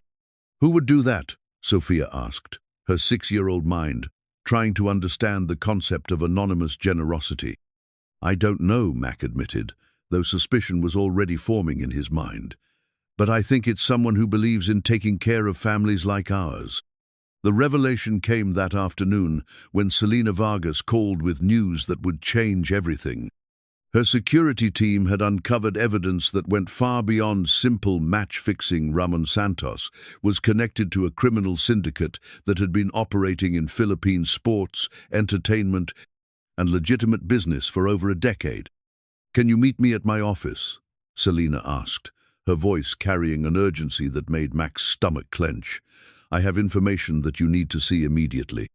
The TechRise building in Makati was a monument to modern success, its glass facade reflecting the afternoon sun, while security guards maintained the kind of professional vigilance that suggested valuable assets worth protecting. Mack felt underdressed in his jeepney driver's clothes, but the receptionist greeted him with warm respect that made him feel welcome rather than out of place. Celina's office occupied a corner of the executive floor, its floor-to-ceiling windows offering panoramic views of Manila's skyline. But it was the wall of evidence that caught Mack's attention: photographs, documents, financial records, and communication intercepts that painted a picture of corruption far more extensive than he'd imagined. Ramon Santos isn't just a small-time sports fixer, Celina explained, gesturing toward the evidence display. He's been running a protection racket that targets athletes, entertainers, and business leaders who refuse to cooperate with his operations. The photographs showed Santos meeting with men Mack recognized from news reports: politicians, business executives, sports officials who'd been involved in various scandals over the years. The pattern was clear. Santos offered protection and opportunities to those who played along while destroying the careers of those who refused. He tried to recruit you in 2017, Celina continued, pointing to a series of documents. When you refused to throw the match, he shifted strategies. Instead of just ruining your career, he made you a scapegoat for a broader investigation into match fixing. But why target me specifically? Mack asked, studying communications that showed his name appearing in Santos's plans for months before the scandal broke. Because you were perfect, Celina replied grimly. A champion with integrity, someone who couldn't be bought or intimidated. When you refused his offers, he decided to make an example of you, show other athletes what happened to those who didn't cooperate. The evidence was overwhelming. Financial records showed payments to journalists who'd written negative stories about Mack. Communications revealed coordination between Santos and Sports Commission officials who directed the investigation away from Santos and toward Mack, and surveillance footage proved that Santos had been monitoring Mack's family for years. He's been watching Sofia, Mack said, his voice carrying the cold fury of a father whose child had been threatened. This wasn't just about my career, he was targeting my family. It gets worse, Celina said, pulling out a folder containing recent documents. The convenience store robbery was a setup. Santos arranged for you to be there, knowing that your protective instincts would force you to intervene. He wanted the viral video to happen. The implications crashed over Mack like a wave. He wanted me exposed. He wanted you desperate, Celina corrected. The media attention, the custody challenge, the financial pressure, it was all designed to force you into a position where you'd have to accept his help or lose everything. She pulled out transcripts of recorded conversations that made Mack's blood run cold. Santos discussing the timing of the custody challenge, coordinating with the lawyers who were representing Sofia's grandmother, planning the media campaign that would destroy Mack's reputation while simultaneously creating the desperation that would make him vulnerable to recruitment. He's been playing a long game, Celina explained, her voice tight with controlled anger. 6 years of patient manipulation, waiting for the right moment to pull you back into his web. The convenience store robbery was supposed to be the final trigger. Make you a hero, expose your skills, then offer you employment that would compromise your integrity. But why would he want me now? Mack asked, though he suspected he already knew the answer. I'm nobody, just a jeepney driver with a sick daughter. You're a witness, Celina replied, the only person who can testify about his 2017 bribery attempts, identify his associates, expose the corruption that destroyed your career. As long as you're alive and credible, you're a threat to his entire operation. The transcripts revealed Santos's true plan in chilling detail. The viral video was supposed to make Mack famous, but financially desperate. The custody challenge would threaten his most precious relationship. The media scrutiny would destroy his privacy and peace. And when he was at his lowest point, Santos would appear with offers of employment, financial support, and protectional contingent on Mack's willingness to forget the past and work for the organization that had destroyed his life. What if I hadn't intervened at the convenience store? Mack asked, studying the evidence with growing horror. He would have found another way, Celina said grimly. This has been his obsession for 6 years. He couldn't let you disappear completely because you represented unfinished business. The folder containing the most damaging evidence was labeled Operation Redemption, Santos's code name for the campaign to recruit Mack. The documents showed payments to journalists, coordination with legal teams, surveillance reports on Sophia's medical condition, and detailed psychological profiles designed to identify Mack's vulnerabilities. "He knows about Sophia's asthma," Mack said, his voice hollow with realization. "He's been using her condition against me. The hospital bills, the insurance complications, the timing of her medical crisis of it was orchestrated to increase your financial pressure," Celina confirmed. "He's been manipulating your daughter's healthcare access to make you more desperate." The revelation hit Mack like a physical blow. His daughter's suffering had been weaponized by someone who viewed human misery as a tactical advantage. The breathing treatments, the emergency room visits, the mounting medical debt toll of it had been complicated by Santos's interference. "But there's something else," Celina said, her voice softening, "something that changes everything." She pulled out a final folder, this one containing documents that bore official government seals. "My security team didn't just investigate Santos, they investigated you. Every detail of your life, every accusation, every piece of evidence from the original scandal." "And?" Mack asked, though he dreaded the answer. "You were telling the truth all along," Celina said, her voice carrying the weight of vindication. "Not only did you never fix matches, but you actively reported corruption attempts to authorities. You were working as an undercover informant for the Sports Commission, helping them identify corrupt officials and athletes. The documents revealed a truth that had been buried for 6 years. Mack hadn't just refused Santos's bribery attempt, she'd been recording them, documenting the corruption network, providing evidence that had led to arrests and convictions of other athletes and officials. The Sports Commission had promised to protect his identity, but when political pressure mounted, they'd allowed him to become a scapegoat rather than reveal their investigation. "I was protecting other athletes," Mack said, memories flooding back. "Young fighters who were being pressured to throw matches, threatened if they didn't cooperate. I thought I was helping them." "You were," Celina confirmed.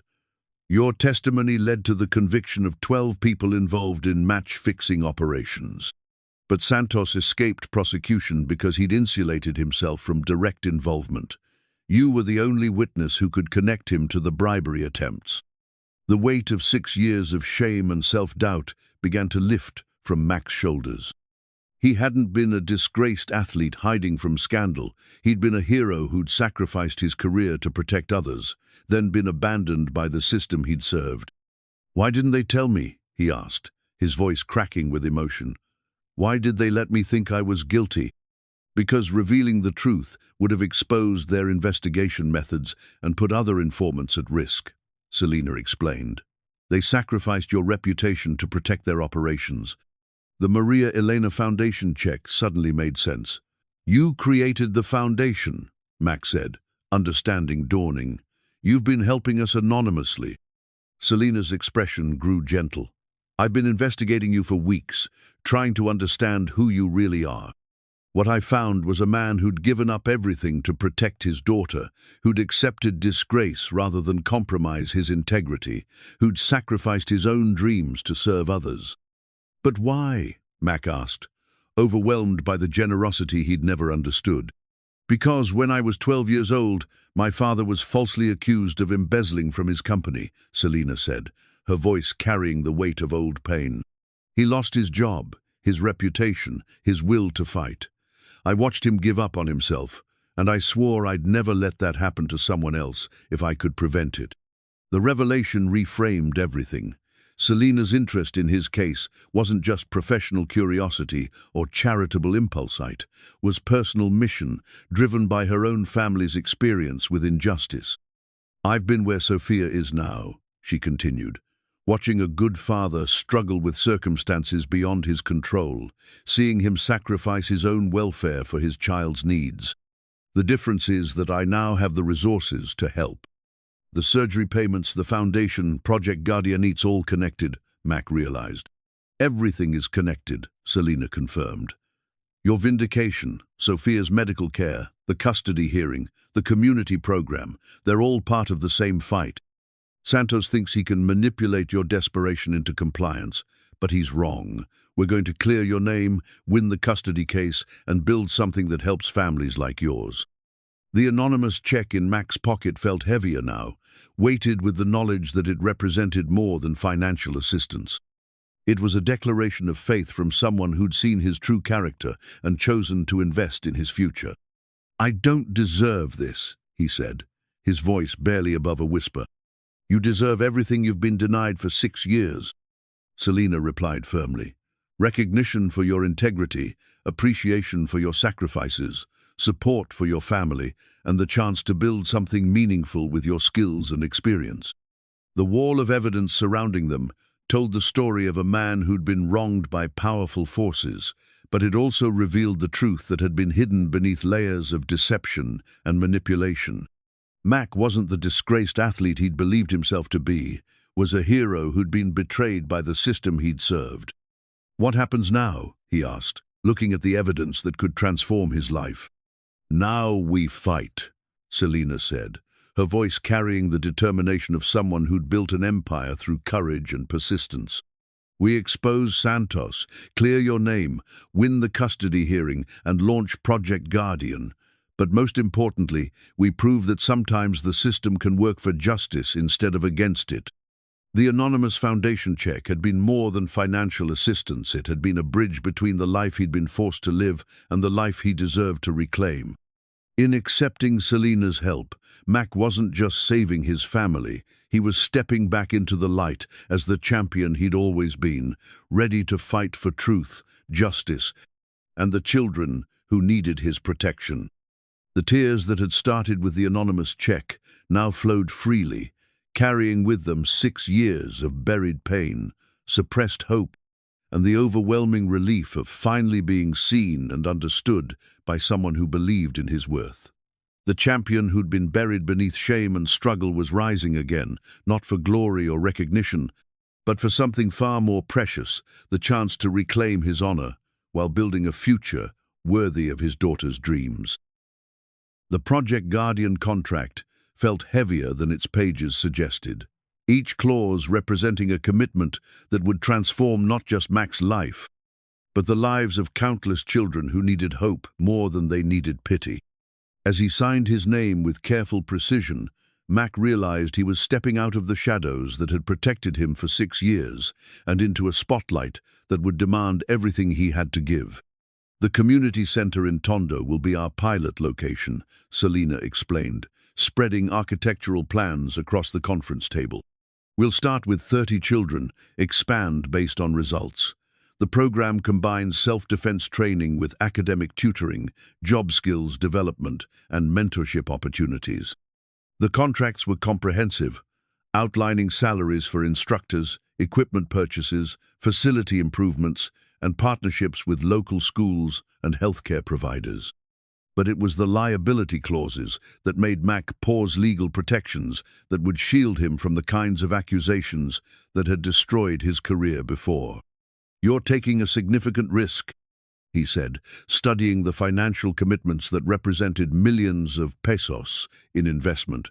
"If this fails, if the scandal resurfaces, you could lose everything." "I could," Celina agreed, her voice carrying the calm confidence of someone who'd built an empire by calculated risk-taking. "But I've done my research. I know who you are, what you're capable of, and what this community needs. The risk is worth it."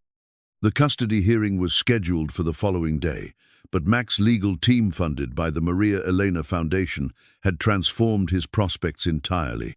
The evidence of Santos's manipulation had been presented to the court, along with documentation of Mack's true role in the Sports Commission investigation and testimony from officials who'd finally agreed to speak publicly about his heroism.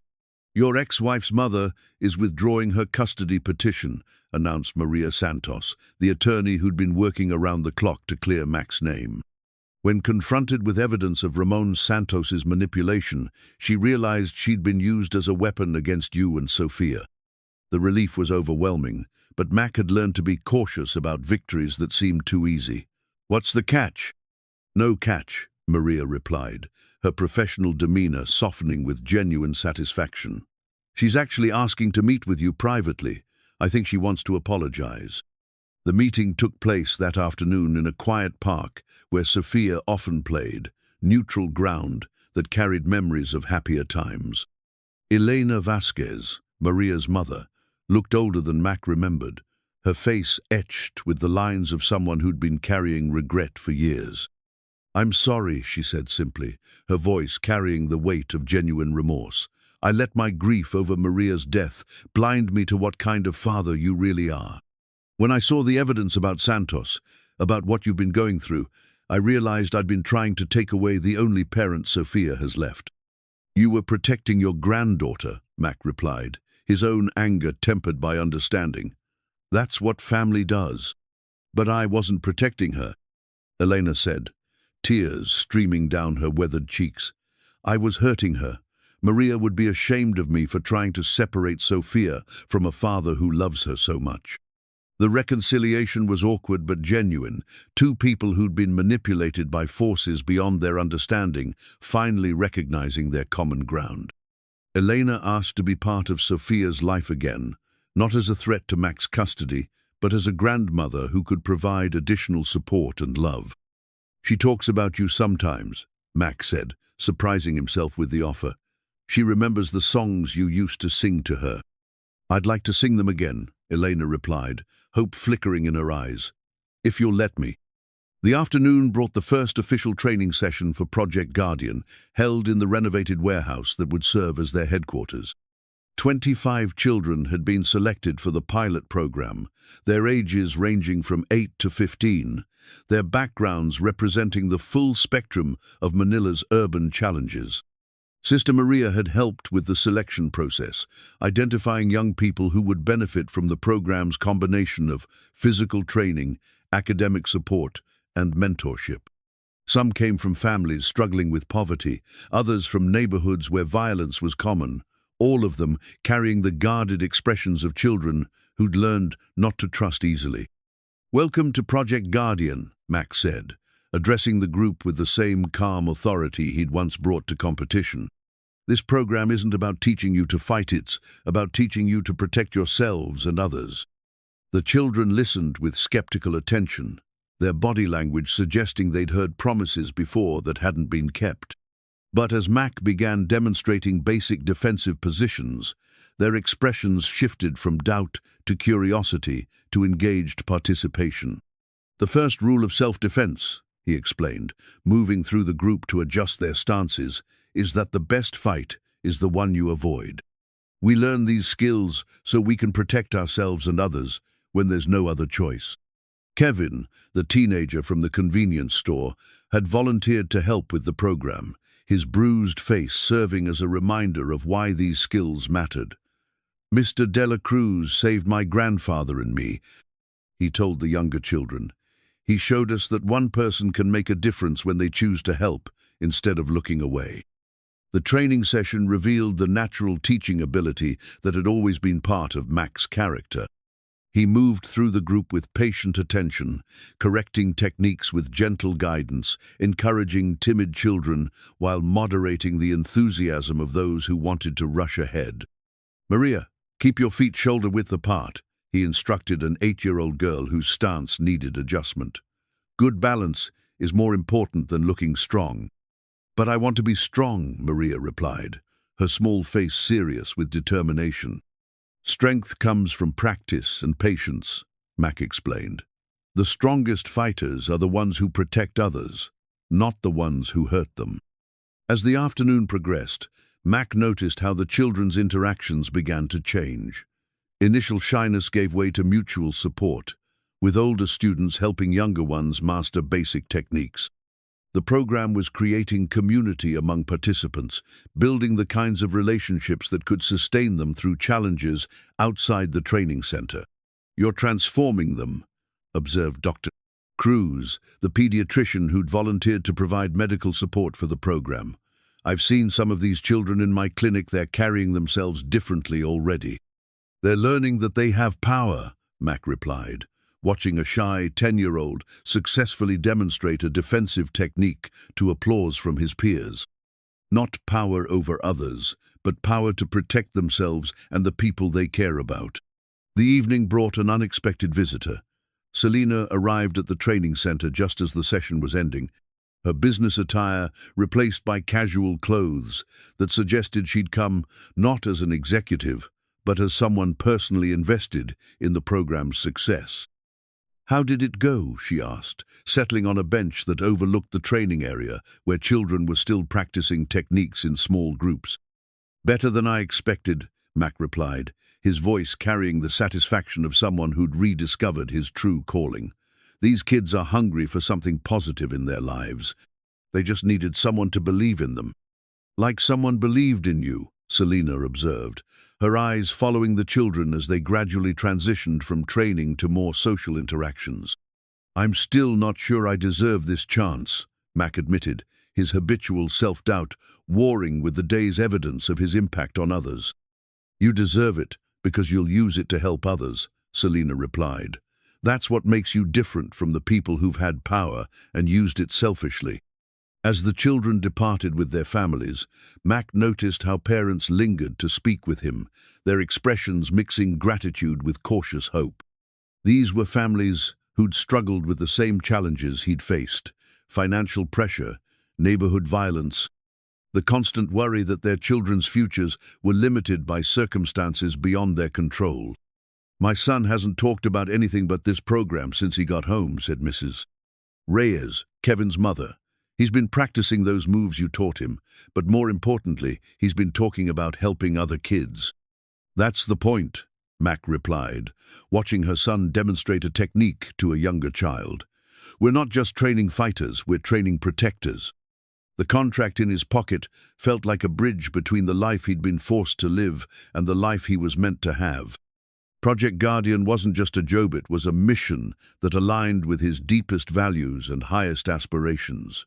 For the first time in 6 years, he was using his skills to build something rather than simply surviving. "The custody hearing is tomorrow," Celina said as they walked through the evening streets toward the jeepney that would take him home to Sofia. "Are you ready?" "I think so," Mack replied, though anticipation and anxiety still churned in his stomach.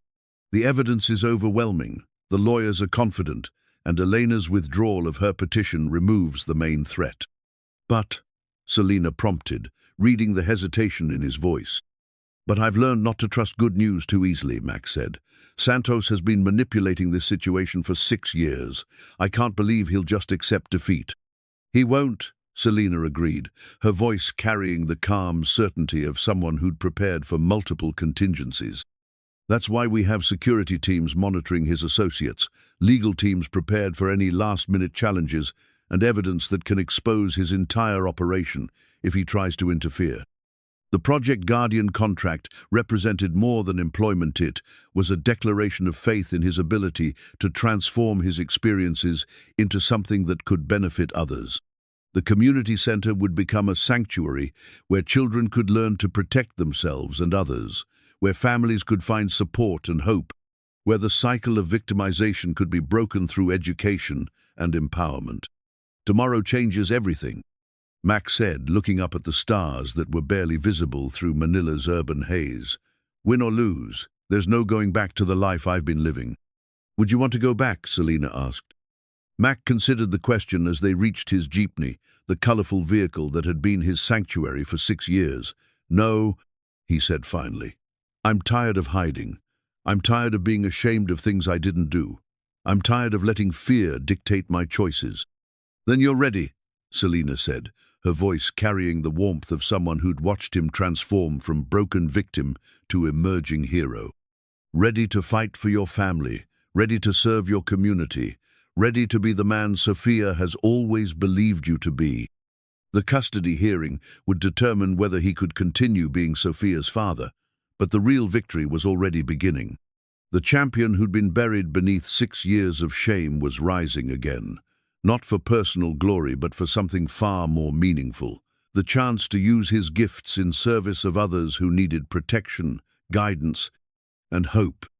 The Project Guardian contract in his pocket felt like a compass, pointing toward the future he'd never dared to imagine, one where his painful experiences could become tools for building something beautiful. Tomorrow would bring the final confrontation with the forces that had tried to destroy him, but tonight he carried with him the knowledge that he was no longer fighting alone. The wooden training dummy stood in the center of the Project Guardian facility like a sentinel, its weathered surface bearing the marks of countless practice sessions. Mack had brought it from storage that morning, one of the few possessions he'd kept from his competition days. The traditional wushu training tool represented more than equipment. It was a tangible link to the warrior he'd once been and the teacher he was becoming. "What's that, Mr. Dela Cruz?" asked Miguel, one of the younger students, his eyes wide with curiosity as he approached the dummy. "This is a Mook Jong," Mack explained, running his hands over the smooth wooden surface. "It's a training partner that helps you practice techniques when you don't have a human opponent." "Can we try it?" asked several voices at once, the children's enthusiasm for learning evident in their eager faces. "Later," Mack promised, noting how the dummy's presence had transformed the energy in the room. "First, we need to review what we learned yesterday." The morning training session proceeded with the disciplined enthusiasm that had become characteristic of Project Guardian. Children, who'd been strangers just days before now, moved together with increasing coordination, their initial skepticism replaced by genuine commitment to mastering the skills Mack was teaching. But as the session progressed, Mack noticed something troubling. 3 men in casual clothes had positioned themselves across the street from the community center, their attention focused on the building with the kind of surveillance that suggested professional interest rather than casual curiosity. "Sister Maria," he called quietly to the nun who helped supervise the program. "Do you recognize those men across the street?" Sister Maria glanced toward the window with the practiced discretion of someone who'd learned to assess potential threats without appearing concerned. "No, but they've been there for about an hour. They're not from the neighborhood." Mack's instincts, honed by years of competition and sharpened by recent events, suggested that the men represented more than casual observers. Their positioning, their coordinated movements, their attention to the building's entrances and exits, everything suggested professional surveillance. "Keep the children focused on their training," he instructed Sister Maria. "I'm going to make a phone call." Celina answered immediately, her voice carrying the crisp efficiency of someone who'd been expecting his call. "What's wrong?" "3 men watching the community center," Mack reported, moving to a position where he could observe them without being seen. "They're not locals, and they're definitely not here by accident." "Santos," Celina said immediately. "My security team has been tracking increased activity around his associates. He knows about the custody hearing, knows about Project Guardian, knows that we're about to expose his entire operation." "What do you want me to do?" Mack asked, his protective instincts heightening as he watched the men's coordinated movements. "Stay calm, keep the children safe, and don't engage unless absolutely necessary," Celina replied. "I'm sending additional security to your location, and I'm moving up our timeline for releasing the evidence against Santos." The men across the street had been joined by 2 others, their numbers suggesting that whatever they were planning required more than simple observation. Mack's martial arts training had taught him to read body language, to anticipate aggression before it manifested, and everything about their posture suggested impending action. "Children, we're going to practice a different kind of drill today," he announced, his voice carrying calm authority despite the tension building outside. "It's called protective positioning, and it's about keeping everyone safe when there might be danger." The older students, including Kevin, seemed to sense the underlying seriousness of the situation.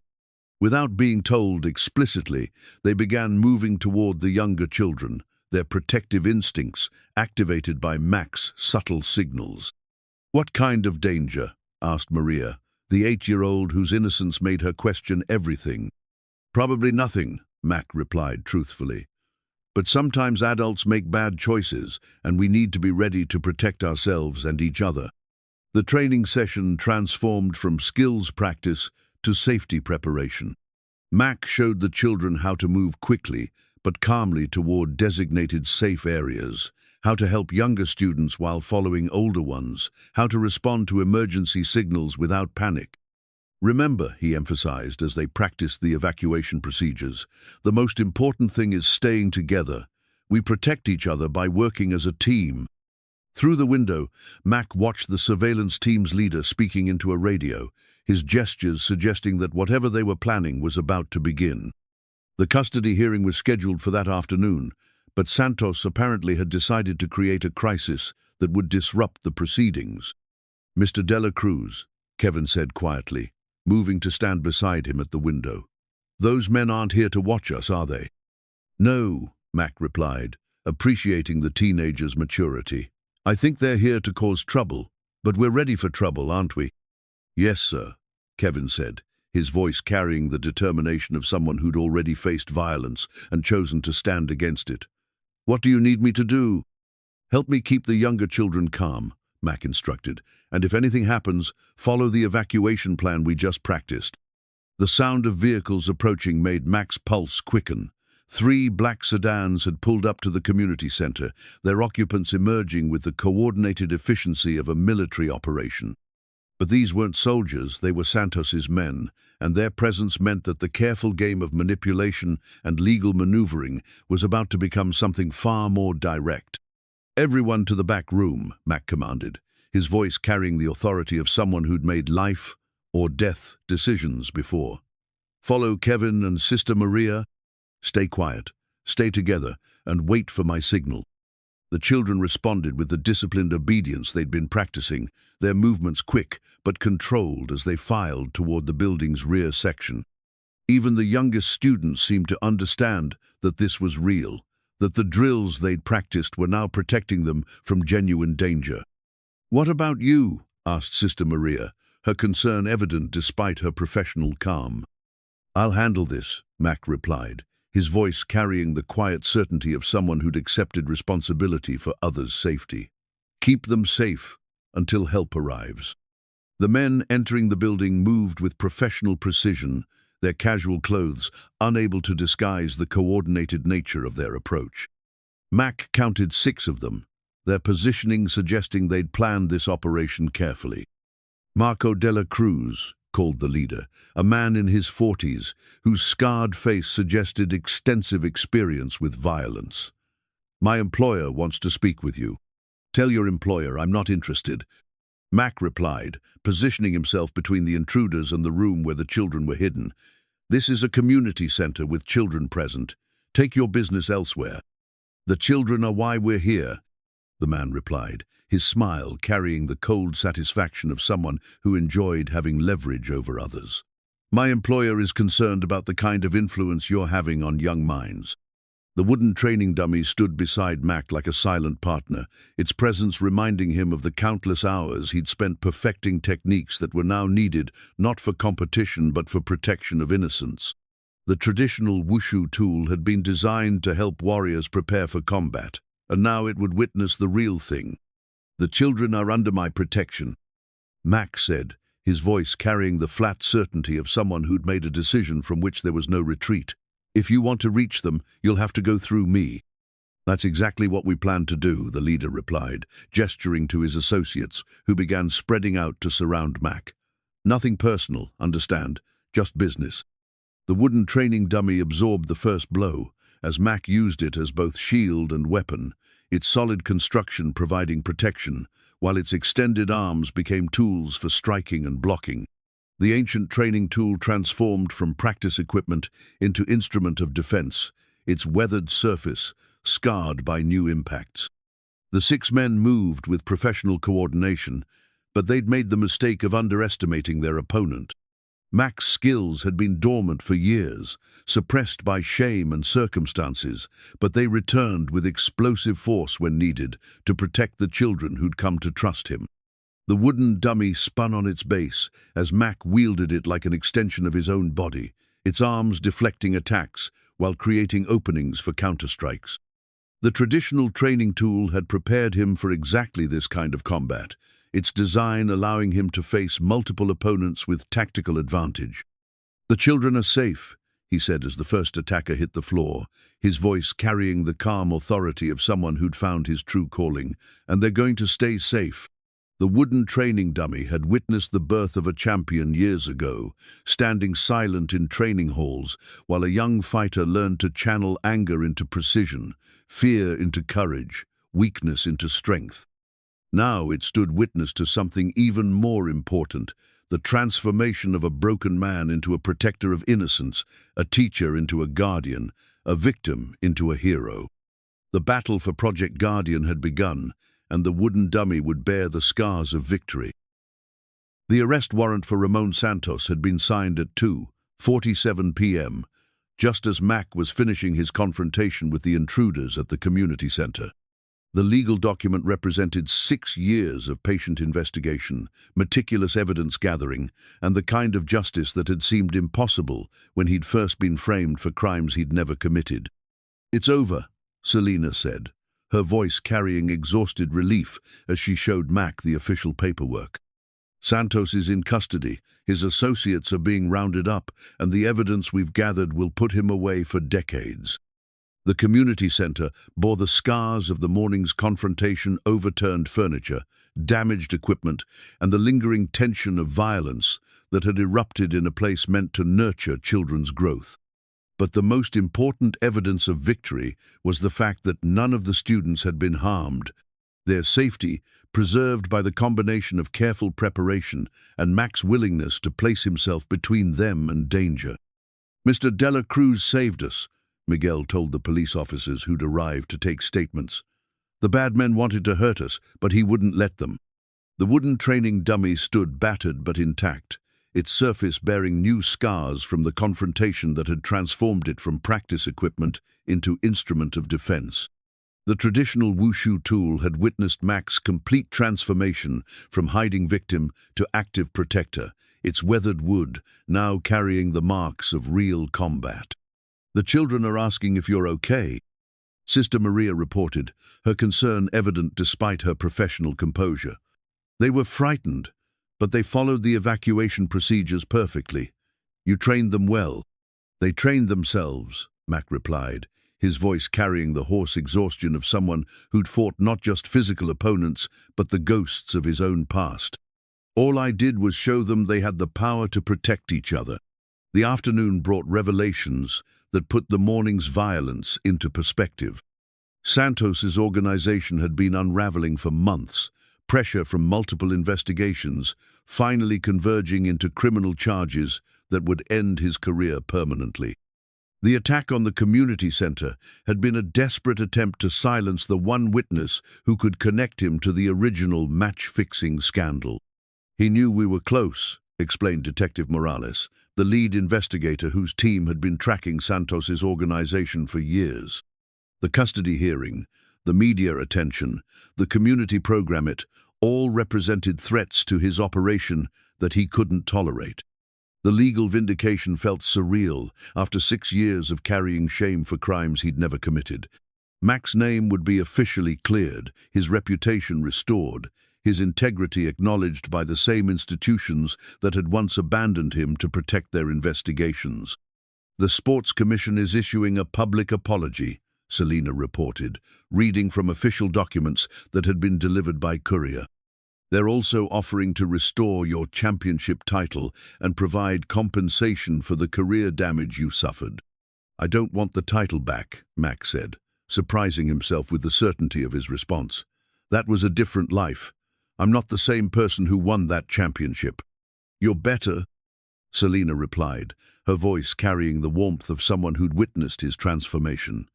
"You've learned to use your strength to protect others instead of pursuing personal glory." The custody hearing had been postponed indefinitely, Elena's withdrawal of her petition and the exposure of Santos's manipulation making the proceedings unnecessary. Sofia would remain with her father, their family unit preserved by the truth that had finally emerged from years of deception. "Papa's a hero," Sofia announced to anyone who would listen, her 6-year-old understanding of the situation, filtering complex events through innocent perception. "He saved kids from bad men, just like in the movies." "Not like in the movies," Mack corrected gently. In movies, heroes fight alone. In real life, heroes work together with other people who care about doing the right thing. The evening brought unexpected visitors to their apartment. Kevin arrived with his grandfather, Mr. Brooke Reyes, whose weathered face carried the gratitude of someone who'd been saved twice, once from robbers, once from the loss of his community center. "The neighborhood is talking about what you did today," Mr. Reyes said, his voice carrying the respect of someone who'd witnessed genuine heroism. "People are saying you're the kind of man this city needs."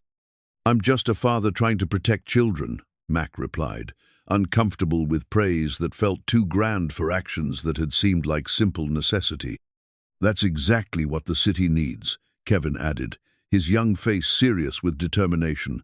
"More fathers who protect all children, not just their own."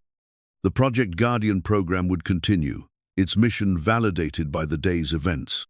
The community center would be repaired, security would be enhanced, and the children would return to training with the knowledge that their skills had real-world application. "The kids are asking when they can start training again," Sister Maria reported during an evening phone call. "They're not traumatized, they're inspired. They saw their training work in real life, saw you protect them the way you've been teaching them to protect others." "Tomorrow," Mack said without hesitation. "We start again tomorrow. They need to know that one bad day doesn't stop us from building something good." The arrest warrant that had sealed Santos's fate was more than a legal document. It was validation that the justice system could work when people with integrity fought for truth instead of convenience. The investigation that had destroyed Mack's career 6 years ago was finally complete, but this time it had reached the right conclusion.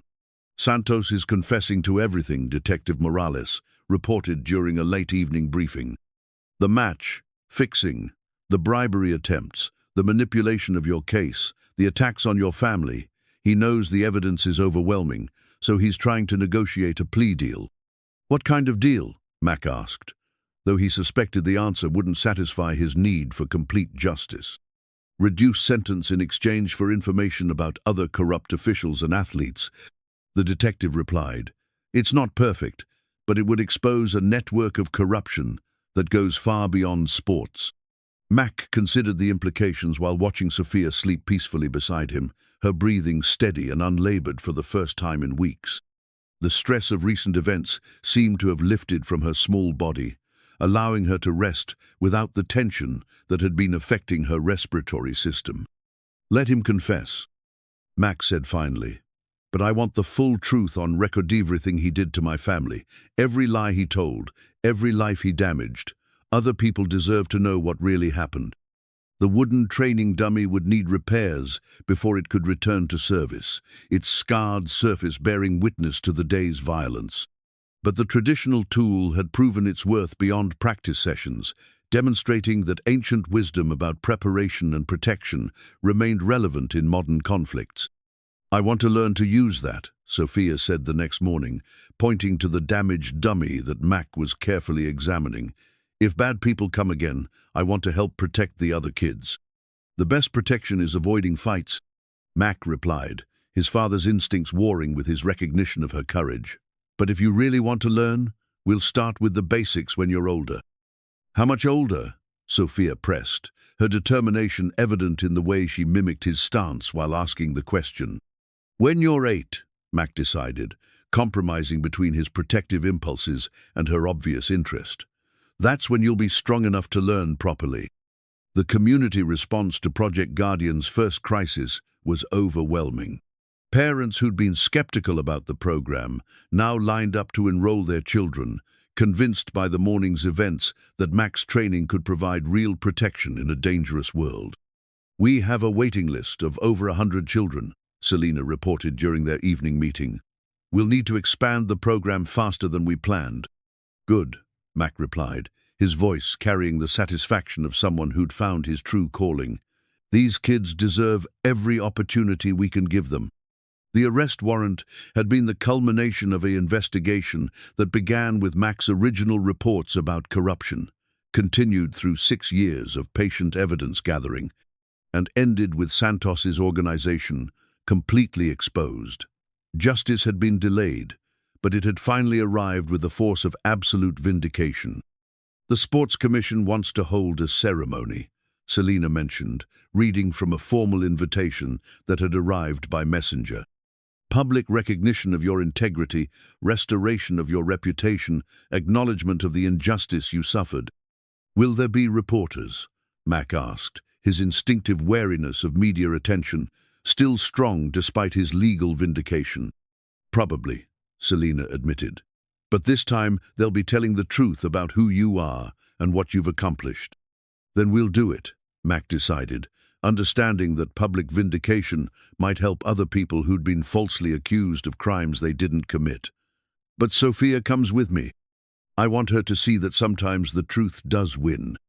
The wooden training dummy stood as a bridge between Mack's past and future scarred by recent combat, but ready to train the next generation of protectors.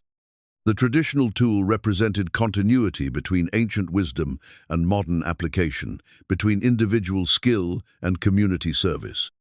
"The dummy needs a name," suggested Kevin during the program's restart the following day. "Something that honors what it did to protect us." "Guardian," said Miguel immediately. "We should call it Guardian, like our program."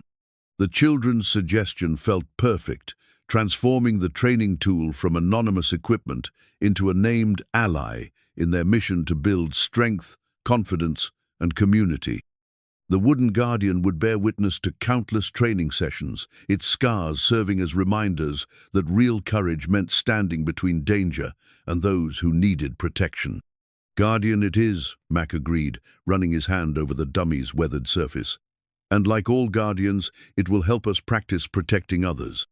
The arrest warrant that had ended Santos's criminal career was now part of the legal record, but its true significance lay in what it had made possible.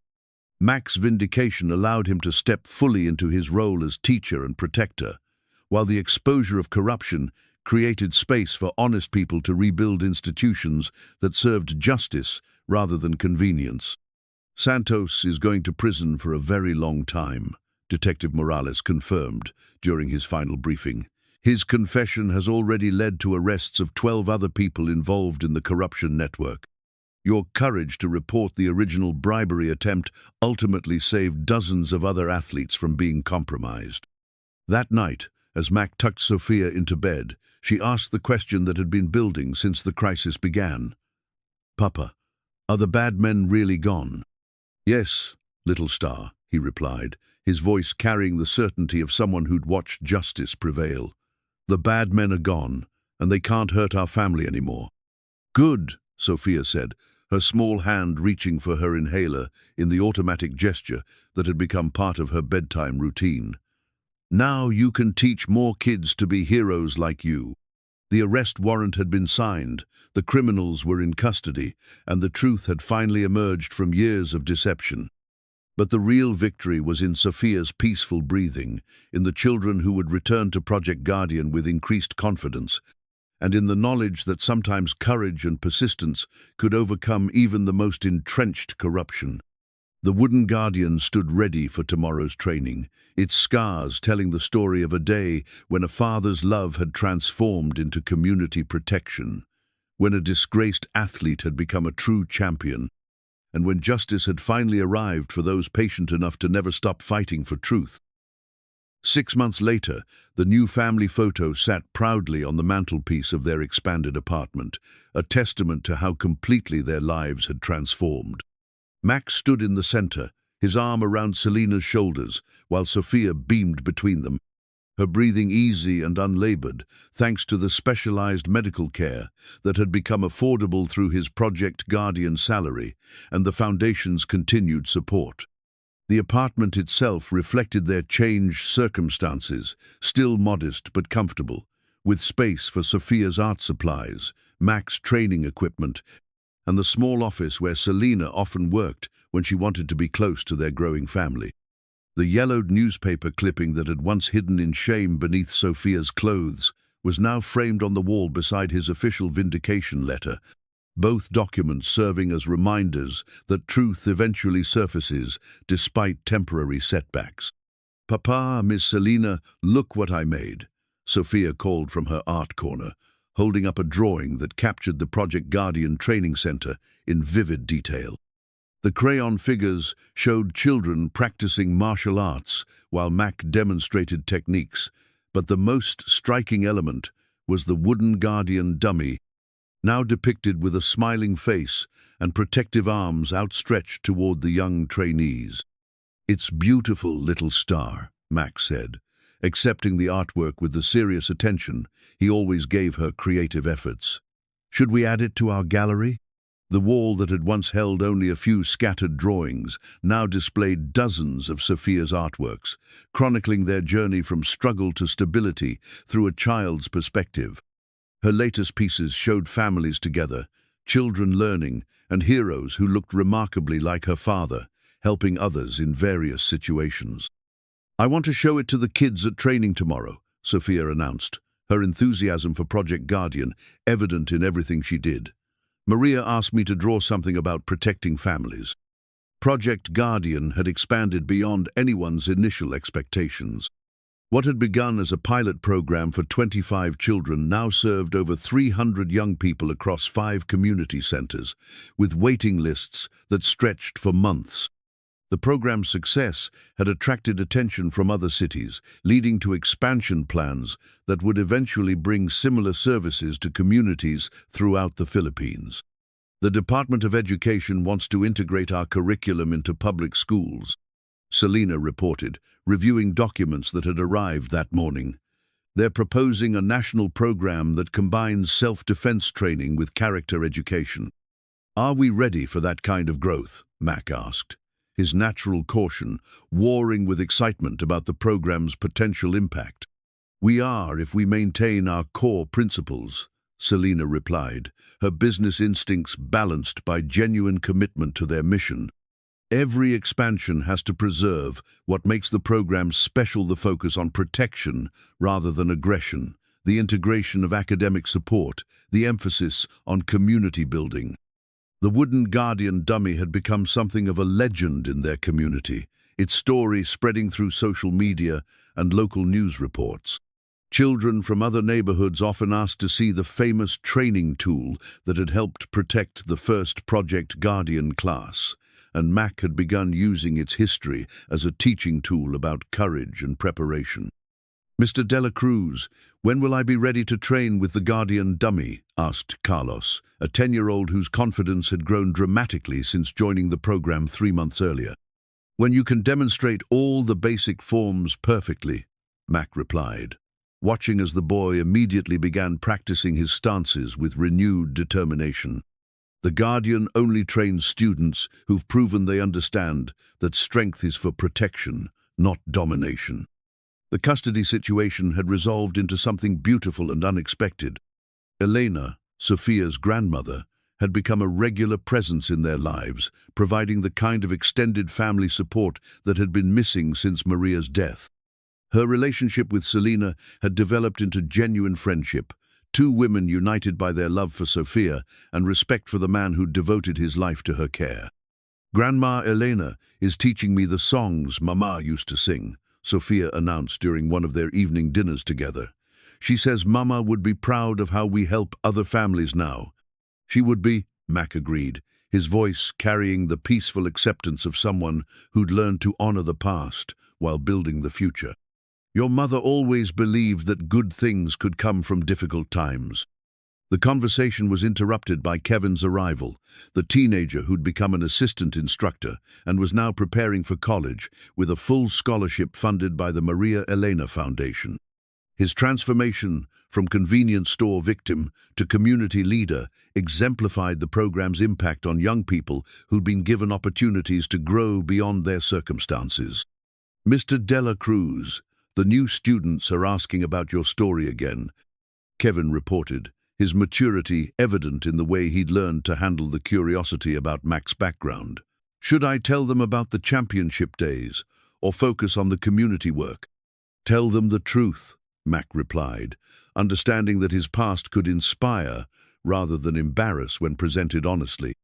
"I was a champion who lost his way, then found something more important than winning competitions, helping other people discover their own strength." The evening routine had expanded to include Celina, whose presence had gradually shifted from professional partnership to personal relationship to the kind of deep connection that transforms lives.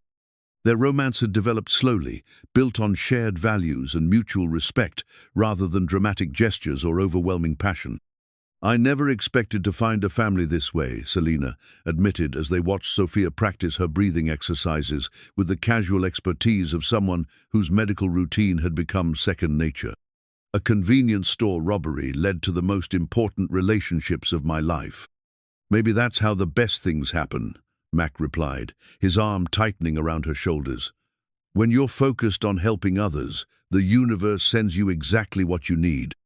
Sophia's health had stabilized remarkably, her asthma episodes becoming rare thanks to the combination of improved medical care, reduced stress, and the confidence that came from feeling secure in her family's love and stability. The inhaler remained nearby, but it was no longer the constant companion it had once been. "Dr. Martinez says my breathing scores are the best they've ever been," Sophia reported proudly after her latest checkup. "He thinks I might be able to play sports when I get older." "What kind of sports?" Mack asked, though he suspected he already knew the answer. "Martial arts, like you," Sophia replied immediately. "I want to learn to protect people and teach other kids that they can be strong." The wooden guardian dummy would witness Sophia's training when she turned 8, just as it had witnessed her father's return to the warrior path that had always been his true calling.